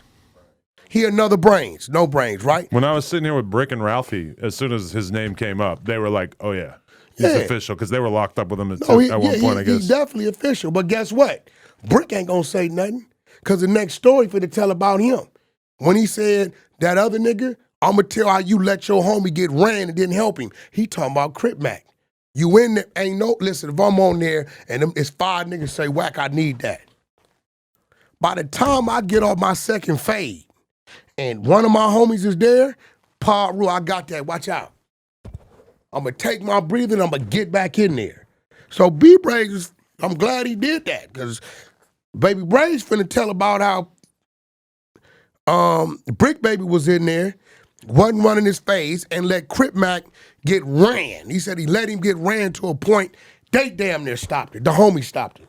And this ain't the first time we heard it because Brick Baby kind of said it when he was mad at when he was mad at him. You got ran and whoopty whoopty whoop. But this is why Spody Face and 4X was mad. How you up there telling niggas the homie got ran and you was there? There's no way 5 niggas is lining up to squabble my homie and y'all that's not gonna happen. I got to get in there. Win, lose, or draw. Right? So, at the end of the day, I think what 4X is doing is great for him. It's working for him. Right? Is 4X the only dude in there fighting? No. Did he probably win all his fights? Probably not. But if he didn't run or roll it up, he get accredited for the squabble. Yeah, for sure. I mean, okay, I just want to touch on this too, is that 4X is very enthusiastic about getting into the whole fight world. He's into it. The problem with me is that I don't really know anybody in the MMA world. I don't know anybody who's got a gym. I don't know anybody who really seems interested in getting in the business of helping get him ready for a real fight or whatever. Well, we got all that under control. Because I'm kind of in the dark about that. So I do want to help guide him in that direction. Listen, the only help we gonna need from you is what you do best. Promo. Yep, promo. And gay shit. I haven't talked to you about it, but I got like 5 fights. 5. We got Rampage Jackson. You want him to fight Rampage? No, he fighting 600. Oh, Rampage is gonna fight 600. 4X is just fighting. What's the dude name? I forget his name. Oh, SD. SD. Of I the talked to UFC, him. He out right. of Florida. Okay. He out of Pensacola. So I already got his numbers worked out. I got 2 YouTubers. A YouTuber and a TikTok dude gonna line it up. They got a bunch of followers, right? And then we got 2 slots. 1 slot I want to reserve for Hispanic fighters. Now you got to pay attention to what I'm doing, Adam. Yeah. So we got I Heart Memphis and Super Hot Fire. One of them's a big YouTuber. One of them's a big TikTok. No, I know, yeah. Right? That's the line. You seeing it. That's a good lineup. But where are we going to do this? And you want to take this whole thing on and putting this event together? Already, I'm like 70% done. Wow. I got the location. I got 2, 3. Out here or out there? Out here. Okay. I got the location. I didn't already negotiate prices with everybody. Platform, right? I need to talk to you to let you know what direction I'm going so you understand it. I got some sponsors, right? I'm going to get with Floyd. For those of y'all don't know, Floyd has a new visa, TMT visa. Let's get Floyd in there. I'm going to get Floyd involved for sure. Okay. I'm his brother. I'm his business partner. TMT visa, I bring that in. It brings him in, market and promote. We got 2 more slots. 1 slot I want to hold for 2 Hispanics because they, that's a big fight crowd. And the last spot, I think you may be very excited about. Trump, okay, has announced, and I agree with him, no more fighting women, females, if you're not classified as a female. Okay. Right? We've seen that in the Olympics. And I'm all for that. I mean, you can do whatever you want in a private. No, I'm all for that because we watched a female get really beat up real bad in the Olympics by a transgender. So the last fight, we got Sydney Starr and Naughty Nerd. We're going to let the transgenders duel it out. Wow. Since they can't fight women, they got to fight each other. Now, what just happened, Adam? What crowd is that? The community, right? The LGBTQ community as well, yeah. The guy, 4 extras and 600 are fighting our big MMA, coming up MMA, right? Okay. We got a YouTuber, right? And a TikToker, right? Yeah. Right? And then we got the 2 Hispanics, right? Right. That's 5 different crowds, right? Tuning in for 5 different reasons. Yeah. That's how you do business. Okay. I like it. I just want to be involved so I can kind of learn the game. I need through you. And whether you want to be there or not, I got the guy telling me, say, Wack, if they can't be there, cool, we could do it this way. Oh, I'm going to be there. I need you. I'm going to wear a fur coat. I need you, and I'm going to need a little help with this other guy, Vlad, and academics, commentators. That's what I need y'all to do. Now we're talking. Wow. And quite naturally, you're my business partner. So that's what that is on overall. Why anyway. can't we have Luce fight somebody? Well, because he mad at me. You know he mad at me. He want to fight bad. I'm trying to do with Luce what you have done with me when it comes to podcasting. I'm trying to groom him to be, believe it or not, I know people say a lot of shit, and you know I'm telling the truth. Luce does a lot of business. Okay. The dude got like 62 Airbnbs. The shit's crazy. Wow. He does a lot of business. I mean, when I tell you, he talking to the execs at Ford, the execs at Hennessy, OVO Ford. Like his phone book is crazy. So he wants to get in there, but I'm telling nephew, I want you to stand on the side of me, get suit up. Being able to do all that while also beating up lots of people on the streets is impressive. Listen what I'm telling you. The dude fighting 600. Luce made one call. Straight to him. Boo, boo, boo. Luce, whatever you want. Why I got this for you? Let's make it happen. Like, look, like people underestimate dude. Like, you know what I'm saying? Dude got houses in Calabasas with 2 swimming pools and shit. You know what I'm saying? Major real estate. He just, and I'm trying to, you know what I'm saying? I'm trying to like, you know, my homies, I'm probably going to have the FOI and the Hebrew Israelite brothers, the ISUPK, they got a division in San Bernardino, I believe. Oh, let's get a white guy to fight Captain Cesariak. He'll definitely do that. Oh, that would be great. That dude, your man, he'll definitely fight Ginn him. Lee?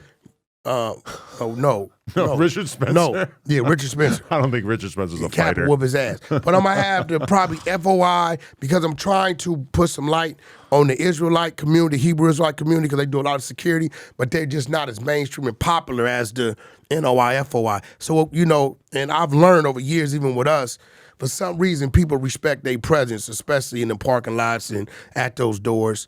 My homies, right, they going to tend to what we do, and we going to make sure we out the way. The spot only holds 1,000 seating. We're not tripping the seating. It's secure, but It's all about the pay-per-view. pay-per-view, I'm working on one power move, and if this happens, we're out of here because I've been studying what everybody's doing. What they're doing is they put it on one platform, right? And you're forcing everybody there, which forces people to go bootleg it. But if you have 3 different platforms that people are used to paying for every month, and that platform is promoting, you can watch the fight here to his already self-contained crowd, here. Now you got 3 different platforms where it's coming in with people paying for it, and you just cut the bag up with them, and then you have that main one. I have an additional fight I would like to add to the card. Well, whatever. Poetic Flacco and Dejan. I tried to do it. Really? Skinny from the 9 wanted to get out with Flacco. Flacco turned the fade down. He said his back. Said he got to have Back surgery. hurts? He said he had to have surgery. I swear to God. He outweighs Skinny from the 9 by about like 150 pounds. I think Skinny Go to 9 could have stick and moved. King Yellow was going to train him. Dear God. I tried to make that. If I show you the original lineup. So you never even got a chance to ask Dejan. You were asking about Skinny versus Flacco. Yeah, because I didn't think Dejan was going to fight. No, I don't think he's going to do it either. Yeah, he'd have got up in there and said, you know, there's some other shit like my some old back. Michael Jackson type of Destruction. You know, or he'd have said, oh, my gunshot I don't have. You know what I Yeah, mean? yeah. Something like that. But I believe we could do a couple of these. I think it's going to work out. Wow. No, I I've love been it. working on it full-fledged. Yeah. You know what I mean? I got calls down. We spending a little money, but I believe we'll be all right. What did you end up thinking about Ginn Lee, a.k.a. the Rolling 60 Crip from Dallas, who likes to say the N-word from time to time? We interviewed him for 2 hours. I know. How'd you end up feeling about him by the end of it? I'm going to be real. You know, I had to be a hypocrite. Red flag. Red flag, white, Italian with a Jerry curl, go call you nigga in a minute. Dude is authentic. He's not, that's not an act. Yeah. Dude, he said, man, I hate white people. If it wasn't for black people, my ass wouldn't have been able to eat. I wouldn't know how to hustle. I wouldn't have had no friends. I wouldn't have none of that. And in every neighborhood, the homie Slick from Capinella Park, Paru. Slick Mexican. He went, when they was letting people change shit on your stuff, he went and changed his birth certificate and everything to black. Ginn Lee did. No, the homie Slick. Oh. He's Mexican, Okay. right? Long ass braids, Mexican will tell you ain't never touched a Mexican lady. He gonna tell you he black. I call him right now. He gonna say, "What's up, my nigga?" So like, it's nothing new to us. Ginn Lee, that white dude, Yeah. he's white. That's what he is.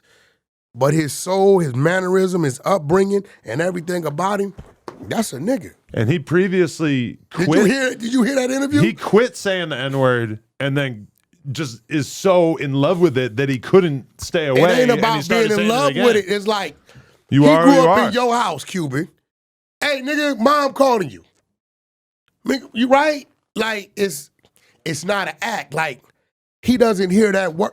I believe he'd take off on a white dude for saying the hard ER. I believe that. No, he said that. He said, if you say that hard R around me, I will whoop your ass. I'm telling you. So when we interviewed him, because everybody was, Luce Cannon was ready to go on him. And he claimed 6-0. He from 6-0 in Dallas. Yeah. So everybody like, Wack, man. I said, yo, bro, I talked to him on the phone, and I said, Adam kind of told me, like, yo, he's pretty authentic. So we're going to bring him on and see. And I thought he was, you know how we do on Exposures. We finding a reason. We're looking for a reason to pack your ass up. I'd have looked like a cornball. It just looked like we picked a fight with him. Dude is authentic. When you interviewed him, did you detect any? No, I liked him. He had a big team around him. Everybody seemed real cool that he was around. But I'm saying, did you detect any, like, that's him? Yeah, that's the real deal. That's him, dude. He's I ain't gonna say he's fucked up, but he's totally, that's a wigger. Yeah.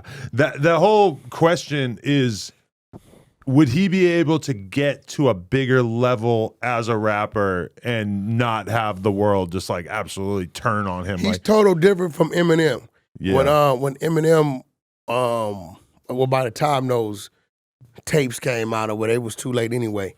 That Dr. Dre movement back then, it was just overwhelming. But I think it's gonna come down to the music. I love to see like him and Rod Wave do something. Oh wow, that's ambitious. Yeah. You know what I'm saying? Or him and that. What's the dude? What's the big dude? What's the dude name? Dave Blunts. Yeah, they could do a group. Call them the Bigums. Oh, that's a good idea. The Twin Towers. Yeah, White of Hennessy. man. Hey, wait. So one thing about it though, 4 Extras, when he heard about him saying the N-word, he demanded a fade, and Ginn Lee agreed to it. Hold on. Who do you think would win that one? Hold on. They're kind of similar size, but they're different weights. I'm gonna keep it real. I got a few homies from the 40s. They said, Wack, we trust you, and we know you got genuine love for the homie. Why are you letting him fight the MMA guy? I said, listen, I know how 4 Extra think. He told me that's who he wanted to fight. I contacted the dude, all that. Rainwater called me. Wack, the white boy want to fade with 4 Extras. I said, great, this is my opportunity. I said, 4 Extras, let's substitute the MMA guy for the white dude that say nigga, right? No, I said, okay. He wants the biggest challenger. No, MMA dude. I said, okay, I'm going to restrict the MMA guy to straight boxing. He said, it's cool. No. That's a good idea. No. He said, Wack, no. Vernon Avenue. Crenshaw the Fig, Vernon Avenue. I'll do everything. He say, you say you working for me with this, right? Yeah. Okay, I'm telling you. I want the full-blown everything. MMA squabbling, I use all that. I'm knocking him out. Vernon Avenue. What am I do? I got nothing but love for 4 Extras, but I came up with a boxing match, I think, is much more of a level playing field than as soon as you throw jiu-jitsu and grappling in there, it's a little bit different. I waited till I got another opponent before I came back. He shot that down. Okay.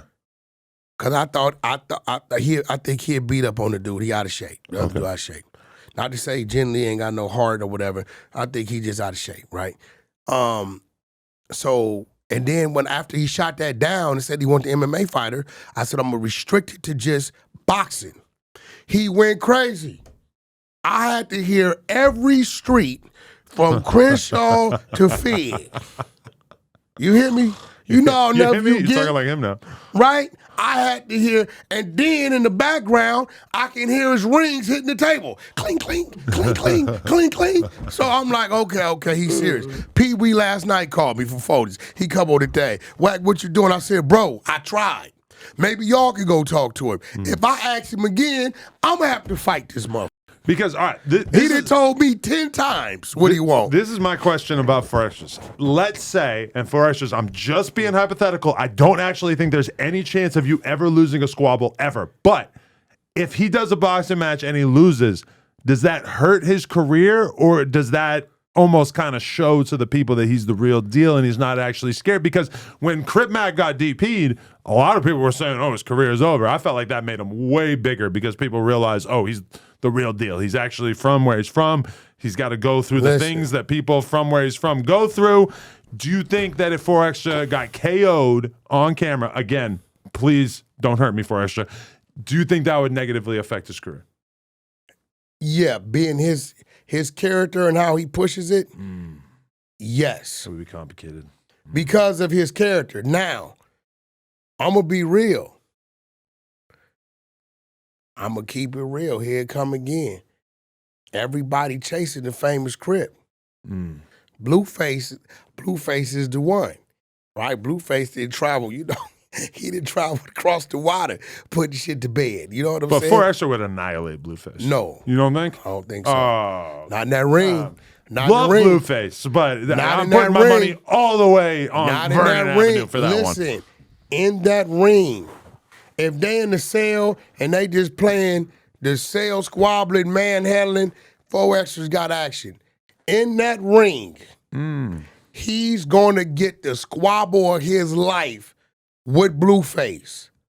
Not only has he been trained, he's athletic, and that motherfucker arms is long as hell.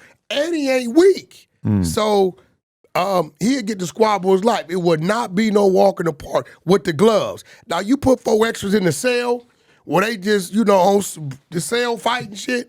Yeah, because he can grab nephew and he can overpower him. But in that ring, just like we telling him with this MMA dude, I don't want nephew to go in there and he thinking about, oh, yeah, there go that chin, and bam, comes a foot. Or a leg. Yeah, that's not good. No, but that's how, and this dude, I talked to him, he's a arrogant, gangster, non-square dude. He like, Wack. You know what he told me? You know what the dude said? What? I said, how many rounds? Want to do 4 rounds? He like, I'll do 12 rounds and torture him for 8 of them if you want me to. I said, what? He said, That's what SD said? I swear to God. He said, I'll torture him for 8, punish him for 2, beat him for 1, and knock him out on the 4th. Oh, my God. He said, I'll just cruise through it. I'm like, how would you do that? He said, I'll go in there, hit him with certain spots. I know he's in pain, stay away from him, drag it out. Once he's in the ring, you got to fight. So dude is kind of like, you know, you got one of them relatives who ain't from the set, but you know he burnt out. He like that. But I feel like he's coming from a perspective of actual real confidence because he spent all these years training MMA to the point where he just assumes that 4Extra could not possibly have the understanding of an MMA fight or a boxing match that he has. When you dealing with that MMA shit, you got to have eyes everywhere or you got to understand the technique. Oh, yeah. Because they do things that you don't see it coming. Exactly. You know, when you boxing, you know, they in front of you. The hands, the eyes, your foot movement. But you have mother throw a jab and a knee kick at the same time. Oh, yeah. Yeah, so even just You know even the know leg what I'm saying, kick, the Q? leg kick thing. Have you ever seen dudes get leg kicked in street fights? Listen, man. Oh man, it is brutal. If you don't know how to check a leg kick, because that's got to be like the And first not thing only they start that, teaching remember, in boxing, when they lock up and tie up, Yeah. it's on hands. them. Yeah. They using knees and legs, and they doing all kind of crazy stuff. So I'm not going to ask 4X's no more because he didn't told me 10 times. I know how to spell Vernon Avenue left to right, right to left now. Because every time he tells me, he lets me know, on that, that's what it's going to be. I can't ask you no more. Takes any kind of L in a fight, though, because I feel like what we need to initiate with him is he needs to become addicted to MMA training the same way that he's addicted to whatever the he's getting into these days. Like he needs, if he feels the wrath of a real UFC fighter, I'm gonna give him. Listen, I feel he like ain't that gonna like could it. awaken the beast in him that really makes him want to learn everything From the about time fighting. we announce it, I'm gonna make sure he got at least 6 weeks. Yeah. And I'm gonna personally find him a MMA trainer. Yeah. I'm gonna personally find him one because nephew told me, Wack, I bust down every morning, do my burpees. Yeah. He I'm does. ready. Listen, with the I've seen frown. his girl Look, this posting is videos frown. of him doing burpees next to the Look, bed in the morning. Look, this with the front. I'm ready. I'm ready. You understand what I'm saying? I'm like, you hear me? I'm like, all right. Yo, the hate even came from his girl. I swear to God, when y'all announced that them first 3 days, my phone went crazy 1 o'clock in the morning. I said, wait, wasn't you the girl that was just with us in No Jumper? She tracked it. I said, yo, y'all gotta chill. The man just got the job. He's still doing what he do. So I warned him, we gonna see how it go. But if 4 extras get in there and knock dude out, or even give him a run for his money. Exactly. A knockout or a draw, or just a run for the money. If 4 extras make it to the 4th round, right? And we see he's tired and exhausted, and he get dropped the last 10 seconds, I don't think it's gonna hurt him. Oh, no.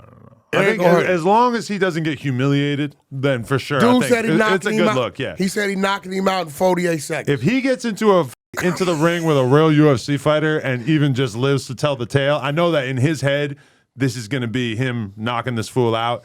If he gets in there and can hold his own, that's enough for it to be a W in the eyes of the public, I think. And talking to crazy dude SD, he said, well, I can knock him out the first round. He said, but he talking shit. I need to punish him.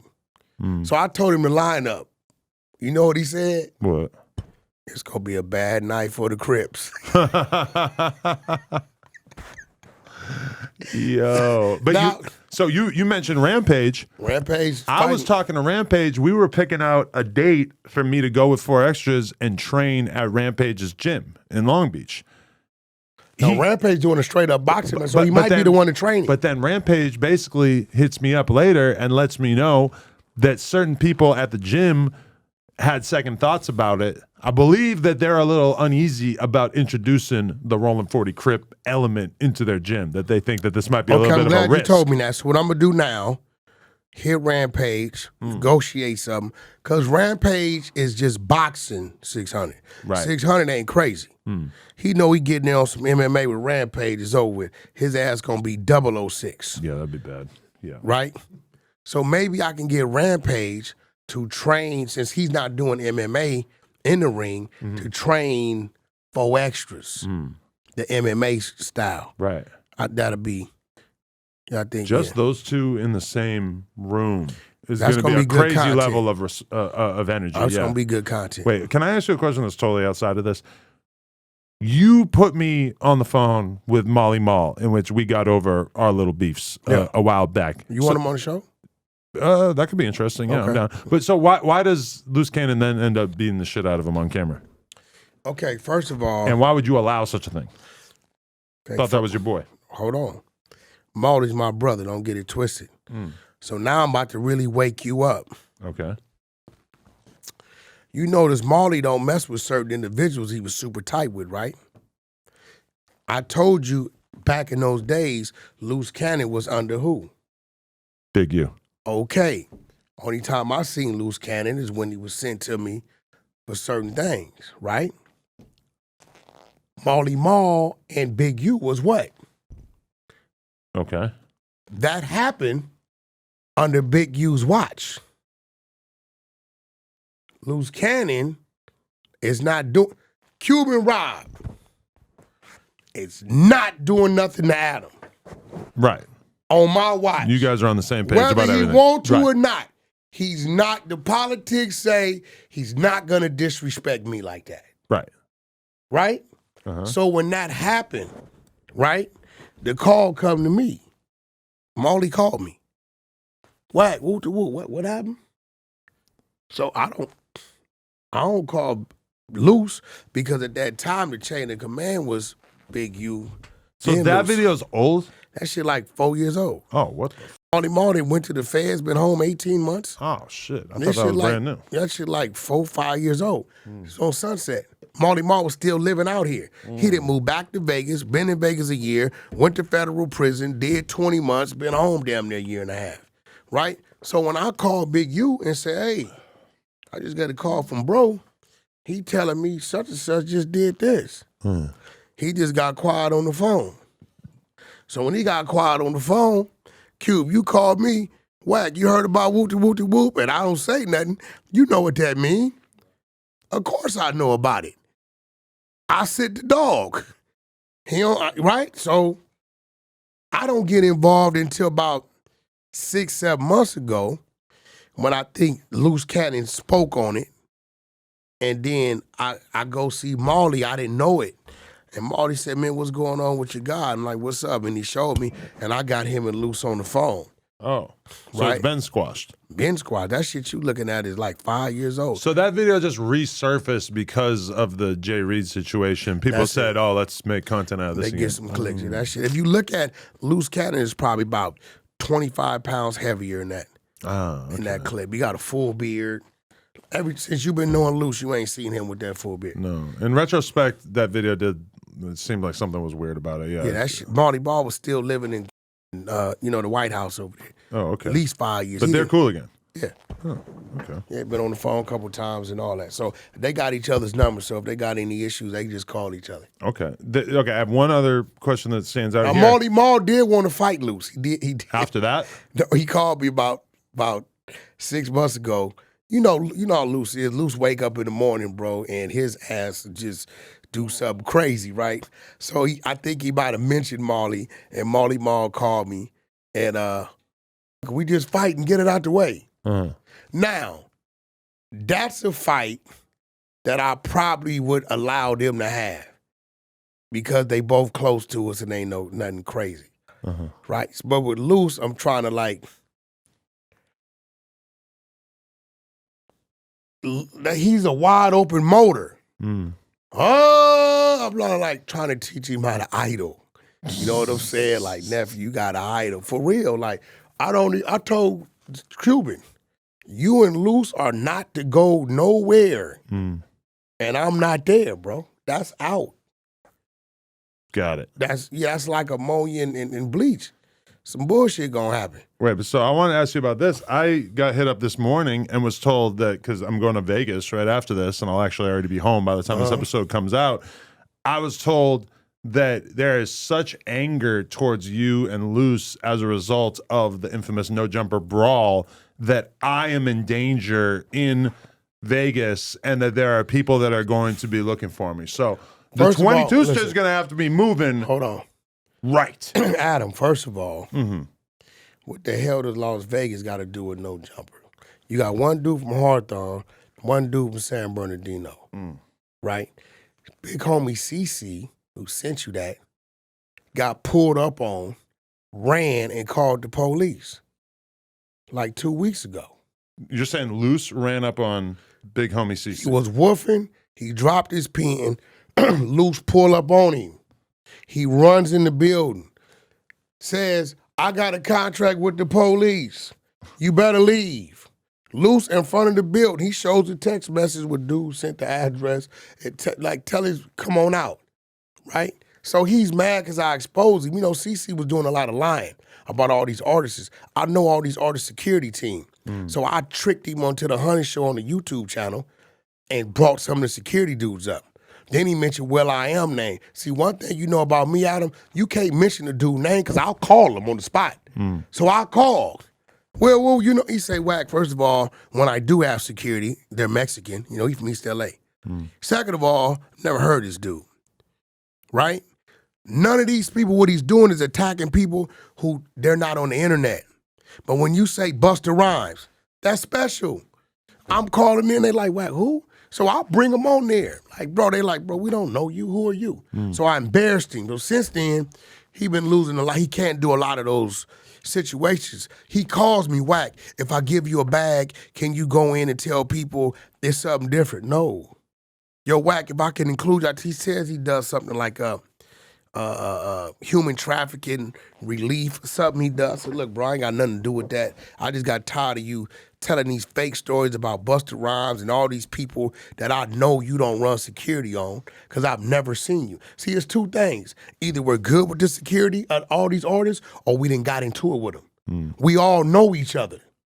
So when you dropping certain names, I'm like, bro, I ain't never seen you around there. So I called in. Nobody knew him. He was running around capping. And then my man Coffee from Chicago called. He managed, what's dude who just got in trouble on the Fed with the fraud shit and the attorneys talking about he owe him the money out of Chicago. We did a video with Blueface downtown. The Chicago artist, he a drill artist. We did a song with G Herbo? Yeah, G Herbo. Oh, okay. Coffee, G Herbo, he own restaurants and stuff. That's his manager. He said, Wack, I know this dude. He's a corn puff. We grew up with him. He ain't no GD. He ain't no BD. He ain't none of that, bro. G Herbo said that about Big Homie His CC? manager named Coffee. Oh, okay. Right? So them dudes that come on here, they ain't tripping. He like, dudes, a rich dude, own restaurants and all. He got the licking up there in Chicago, got another steakhouse. He G Herbo's manager. And he like, bro, I know this dude. I grew up with him. He's none of that. This dude, what is he doing? But what it is, he was saying things about artists. When do you see Busta Rhymes on the internet? Not too often. Unless he's dropping a video or some shit, he's backstage. You don't see too much, right? So he's saying things about people that's just not gonna respond. Everybody don't respond and they don't even pay no attention. They just look like, who is this dude? You know what I'm saying? They don't know him, so that's what he was doing. So once I exposed him, he started his little thing, but I don't play the Strip in Vegas. Why the hell would a casino be plotting on you to get there? None of it makes sense. But he told me that the cops told him that the employees at the Virgin Hotel are in cahoots with whoever's going to get me this weekend. Now, So keep in if mind, the- this basically has to happen tomorrow Now because watch I'm on this. my way there right after this. So the cops know it's a plot on you, and all they're gonna do is tell Big Homie CC. I guess, yeah. Why would it be? First of all, I'm not restricted from none of the hotels. I don't gamble. I don't drink. If I go get a room on the Strip, it's just simply because me and my girl want to get away, or maybe it's a concert going on.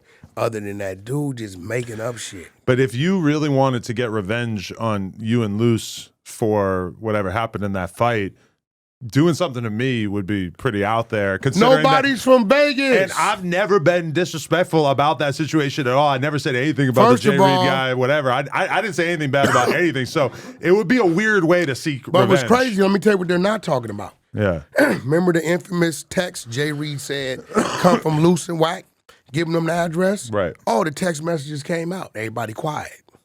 I didn't see that. They came out. They all on the internet. What he has is a screenshot from Travis Ford getting the address. Okay. For Mozzie. Nothing on there directed to him. In fact, Travis is telling them it's canceled, not to go all this, right? So this is why Rick Rock got mad. The audio is out. Right? So Rick Rock feels like he was betrayed because he did the used. interview with Jay Reed. He got used. We got the audio. He got used. He mad as hell. They like, this dude that straight used me. And he called him like, bro, you told me no, Travis got it. He said, but even he got it for Mozzie. Wack didn't even send it to him. He like, bro, you told us that they said this to you to bait you down there. Right. Nah, it wasn't nothing. So that's why he's quiet over there. You don't hear none of them talking no more. Text messages come out showing that everything dude said was a complete lie. Wow. Now his homies called me, they looking for him to give him a put off. They definitely looking for it. A put off? They called me on the Not phone. a DP, a put off. Put off. And they came on Clubhouse looking for me. Yep, dude named Rico. Wow. Yep, so, end of the day, the other dude, the homie Pooh Nanny from the Valley, San Bernardino Valley Bloods, he just went down there 2-3 days ago with all them dudes in politics, what was going on.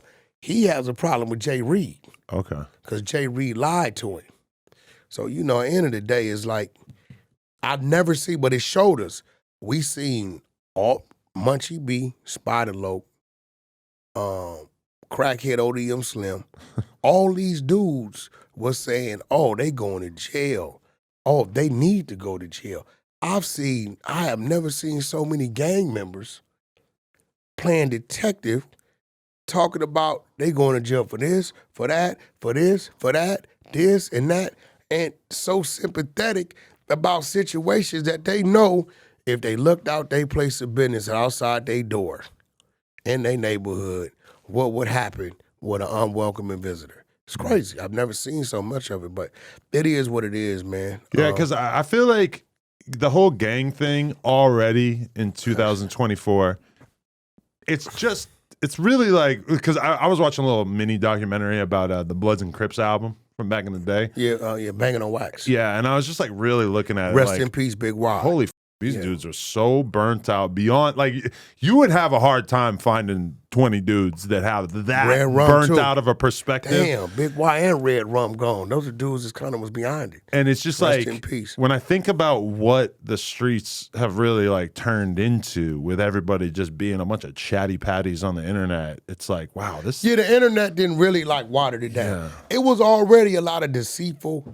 trickery, a lot of BS going on, but you had to figure it out and it stayed within the hood. Now, if something happened with Mitchie Slick in San Diego, one post, we all know about it. Right. Before, it'd take damn near 2 years to circulate. You wouldn't know. You know what I'm saying? Anything happen with anybody, anything going on, you can pretty much put it up, and there it goes. The second dude that was brought up in the murder of Pop Smoke. How do we know? As soon as he walk out, snap, he's out. The world knows. Right. You know what I'm saying? So the internet is like instant. It's like, bro, think about rap music. We used to have to wait till the source, the vibe, these magazines come out to read about what was going on.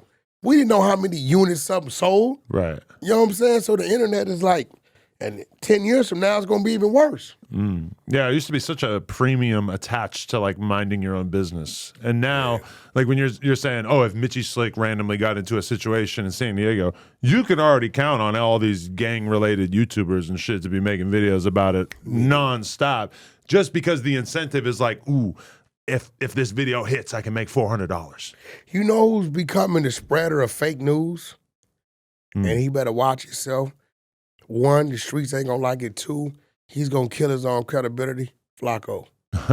He did it again last night. What? The first time he did it with the fake Snoopy badass Drake shit. Now he did it last night with Munchie B. What was he saying about Munchie B? Munchie B goes to jail. Oh, that was fake? The clip of him getting arrested? Fake as hell. How did he fake that? Flacco generated. Really? Fake, yeah. So the clip of Munchie B getting arrested was fake in its entirety? Fake. Maybe Munchie B went and did a little photo shoot, or maybe it was a video or whatever. It's fake. Interesting. No, I did see that. Flacco got to stop that, bro. He doing it for the clicks and the views, but it's going to come a time to where people like, that's some bullshit. He got to cut that out. Why does Flacco, can you show the screen? Flacco's YouTube channel just has a banner at the top that just says misunderstood. No, we understand. Yeah, I feel like we games. understand you pretty well, Flacco. Misunderstood is not the word I would use for you. I feel like we get you. Holy shit. Okay, wait. This is news to me. Wack talked to Jaja, who exposed Jim Jones for. I was a hardcore Diplomats fan back in the day. So Jaja Talked to her for 2 hours. She was the first lady of the Diplomats. What did she have to say about him? What were the highlights? Everything. You go check the Honey Show YouTube out. I might have to because I've always been fascinated by her. Maybe like an hour and a half. Everything though. She broke down some shit. She broke down when dude got rushed. When they lined him up in the studio, Max B, she broke down the people that was extorting Jim Jones, a few Haitians or whatever. Her deal, the deal he offered her was crazy. Really? No money, controlled her likeness, her name. Some way out stuff. Like how she was originally Cam, and then how that came to be Jim lied and told her that Diddy wants you on this. So, she broke down some stuff. Yeah, I'm probably gonna have to watch this. You know, and later. I got a little greasy in there because she started saying, Young and May stole her style. Was she a stud? Yeah, that's what I asked her. I don't even remember. It's She been said so she's long. a stud, but she wears dresses. Mm. So I asked her, well, do you have ass? What'd she The say? chat went crazy. What'd you say? Fucking Jaja, dude. That's legendary. Yeah, It was nah, hard. She's cool as hell, though. She was cool. She cool as hell. Wow. Shout out to R&B I gotta for look the into that a little bit more. thumbnails. Hey, I wanted to shout this out because I feel I watched this last night right before I went to bed. Rap News and Street Politics, one of the best street YouTube channels. They did a video called "The Deadliest Gangs in San Fernando Valley," Van Nuys, North Hollywood, and Sun Valley. Watching that really, it kind of put into context the environment in which you came up in, aka this whole big ass part of California in which there are very few black gangs. Yeah, we was the only one. And wow, yeah. The only other gang, listen. I can't. The amount of information this guy has put together in this video is shocking. He's just talking about every corner store. Oh, these guys got this corner store. Listen. These guys got this apartment building. I'm like, who the spilled We the was the beans only about all this? ones, and the only other black gang was our older brothers and fathers and uncles, which really wasn't a gang. They was hustlers, OVGs. Okay. They wasn't Crips. My daddy, my older brother, would tell you OVG. And then later on, kind of like early 90s, you know, you got a division of the OVGCs, which is like Canoga Park and all that. Pacoima is the ghetto of the valley. Snowfall, them was Pacoima projects. That's just where they shot it, or that's they where it was shot set. it. I still gotta watch that show. So that all them the colorful ass shit. Okay. My church right across the street where my dad used to preach at. Right? It's right there, right? So we was surrounded, but originally we got along with the Pacoima gangs. Originally, we shared projects with what we call the Nine Boys. Our project is called the Vietnams, right? Right. We would beef with, when it come to that, Soundface, San Fernando, Sunland, as they got up there, which is Violent Boys. Lil Pa Roo started that beef when they shot his sister, left on the railroad tracks, LaTanya. She still lived. And that kicked on. That was some baby gangster-driven shit. But other than that, we kind of got along internally. Believe it or not, Vaughn Street, which is Vaughn Street Thresse, was originally Vaughn Street Mafia Bloods. It was the West Side. They was essays that was Bloods at one time, right? Yeah, then all that. So it's like, if you, I don't know how, in depth he went, but it's a lot. And then I don't know, did he put in the Asian gangs over there in Van Nuys? That's who get into it with the Blight Streets, the Bryan Streets, all that shit. So once and then Panorama City became a hub. You got to remember, there was a lot of dope money, a lot of coming out here. All the Crips, every Crip set originally tried to come to Pacoima, not knowing what was on there. You come over there and you got 500 power rules. We attacking. So what they would do was go to the next city, Panorama City, and set up shop because it was wide open. That area between Van Nuys Boulevard and Sepulveda, all the way over to Sherman Way, damn near in the Nordoff. That whole square is all apartment buildings. So they start setting up shop. Vending show lines, East Coast, Hoovers, and all kind of. Then we eventually, Grape Streets, we eventually were going to clubs over there, end up getting into it with them.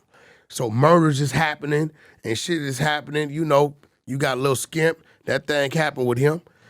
Pool Rider, Baby Wack, that shit happened with them. Rich Man, Poor Man, so a lot of things start happening.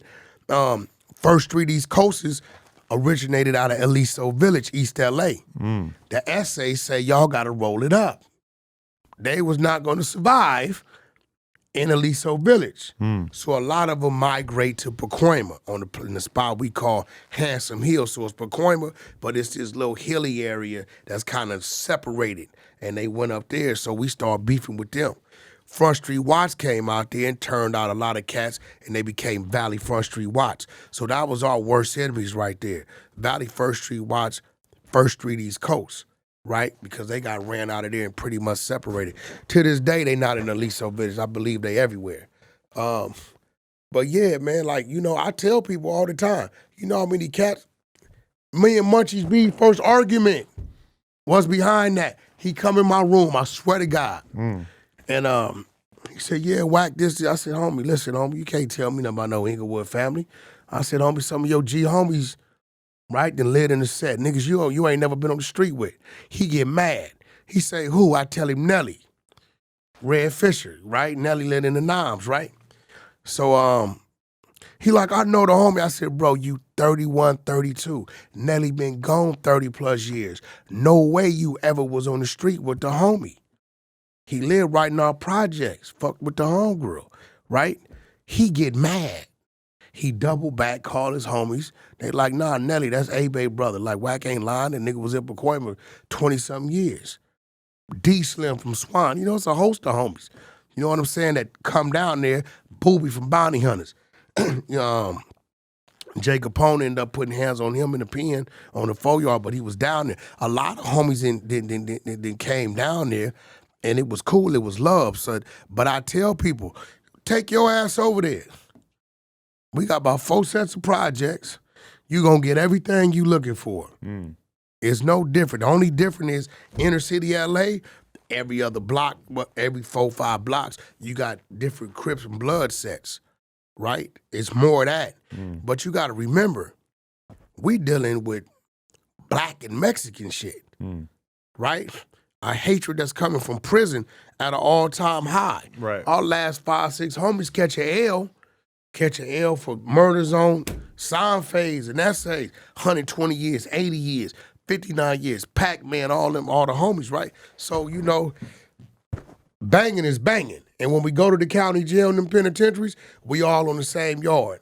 So, okay, in light of all that, and I only got like 10 more minutes. In light of all that, how did you feel when you saw that Drex the Joint clip come out? I know you guys did some content about it. Which one is that dude? The kid from Santa Ana, who his Oh, homies no, were we yelling talked to him. the N-word stuff. I understood him. Okay.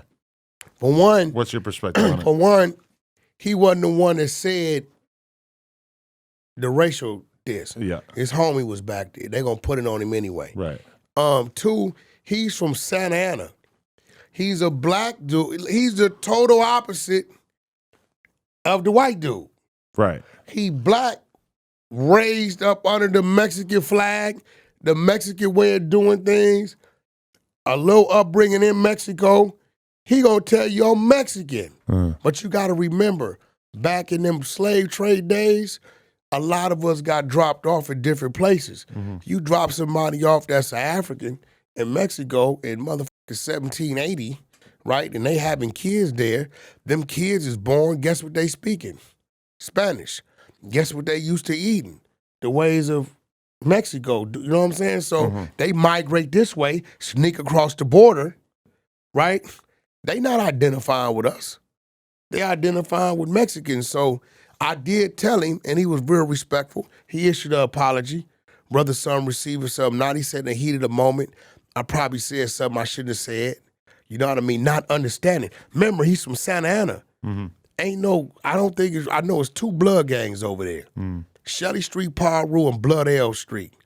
I don't know about a lot of Crip gangs. If there are Crip gangs over there, the Orange County Crip gangs that probably don't wear the flag that inner city LA, like the neighborhood or the gangster this. He said, we don't deal with that over here, Wack. He just knew the 2 dudes he was getting into was from 9-0 and East Coast. And he knew that was a disrespect to them. He not understanding that's a whole run when he say the neighborhood this. So you think he's getting himself into a position that he's not necessarily ready to handle by going to the park and saying all this type of shit? Because it also feels like he's kind of pissed off like black people in general out here. And I don't know how long that stank is going to be attached to his name. How quickly people will forgive. Listen, I think he a young rod. And shout out to my nigga Mac 90 from 9-0. Bring your ass home. I think he a young rider. And he's reacting. I just think he's not a punk. He young. You know what I'm saying? He X4. X4 get mad, he go on one. Fuck everybody. I get him, understand him. I used to be that. I just think he a young rider. I told him in this music industry, it's not smart. You see, Ginn Lee, He was here with a bunch of other dudes, right? Some of them dudes, right? He claimed 6-0. That's neighborhood. So what if you got to go do a show in Dallas? What if you got to go do a show in all these other areas where that lives at? And people see it. He thinking I'm good. I ain't in California. No, you not. So I'm telling him to grow your music career, bro. Unfortunately, you got the best of both worlds, right? You black, so the blacks, the urban side is gravitating to you, and the Hispanics are acknowledging you. He can make it work better than Coyote because he has that urban side that's gonna gravitate to him, and the Hispanic side that's gonna claim him because he got you seen his numbers? Yeah, he's doing good. He got some numbers, right? So he issued an apology, speaking with him, and I made sure I had some neighborhoods on there with me. I think he's sincere about he made a mistake. Do we need to be held accountable for it? He probably will be. Should it be an extreme? I'm not the one to judge because some people live and die about that. But hopefully he doesn't do it again, and hopefully time, a healing it'll blow over. You know what I mean? I wish him the best of luck. Makes sense. Yeah, I like Drex, and definitely wish the best. Let me tell you what's crazy. When we went up to Haters World, his manager, SA, was with us. He walked through the door with us pressing the line. That was the SA homie. When we walked through the big, that's his manager. He walked through the door. What's up, homie? Yeah, I'm with the homie. What's his name? Ocho? Whatever. I don't know his name. Yeah, that's him. That's him. Yeah, right? no, he was with us when we went up there. He walked through the door like, doing his part of it, right? So, end of the day, I don't think it's that type of vibe. Is that their mentality? That's all our mentality. We done been to wars and riots and killers and things that happen, and we both done lost on both sides. But I think ultimately the end game, the end goal is for all of us to utilize each other's resources, come together, respect each other's spaces and politics, and let's get to the bag, man, and just live in peace. Because anything else is uncivilized. Definitely. And on that note, the Adam and Wack Show. I got to skedaddle. Appreciate everybody who watched this. Make sure you smash the like button. Let us know what you want us to talk about next week. Yeah. And we'll be back. Yeah. Real soon. Appreciate y'all. Don Julio, come back, baby.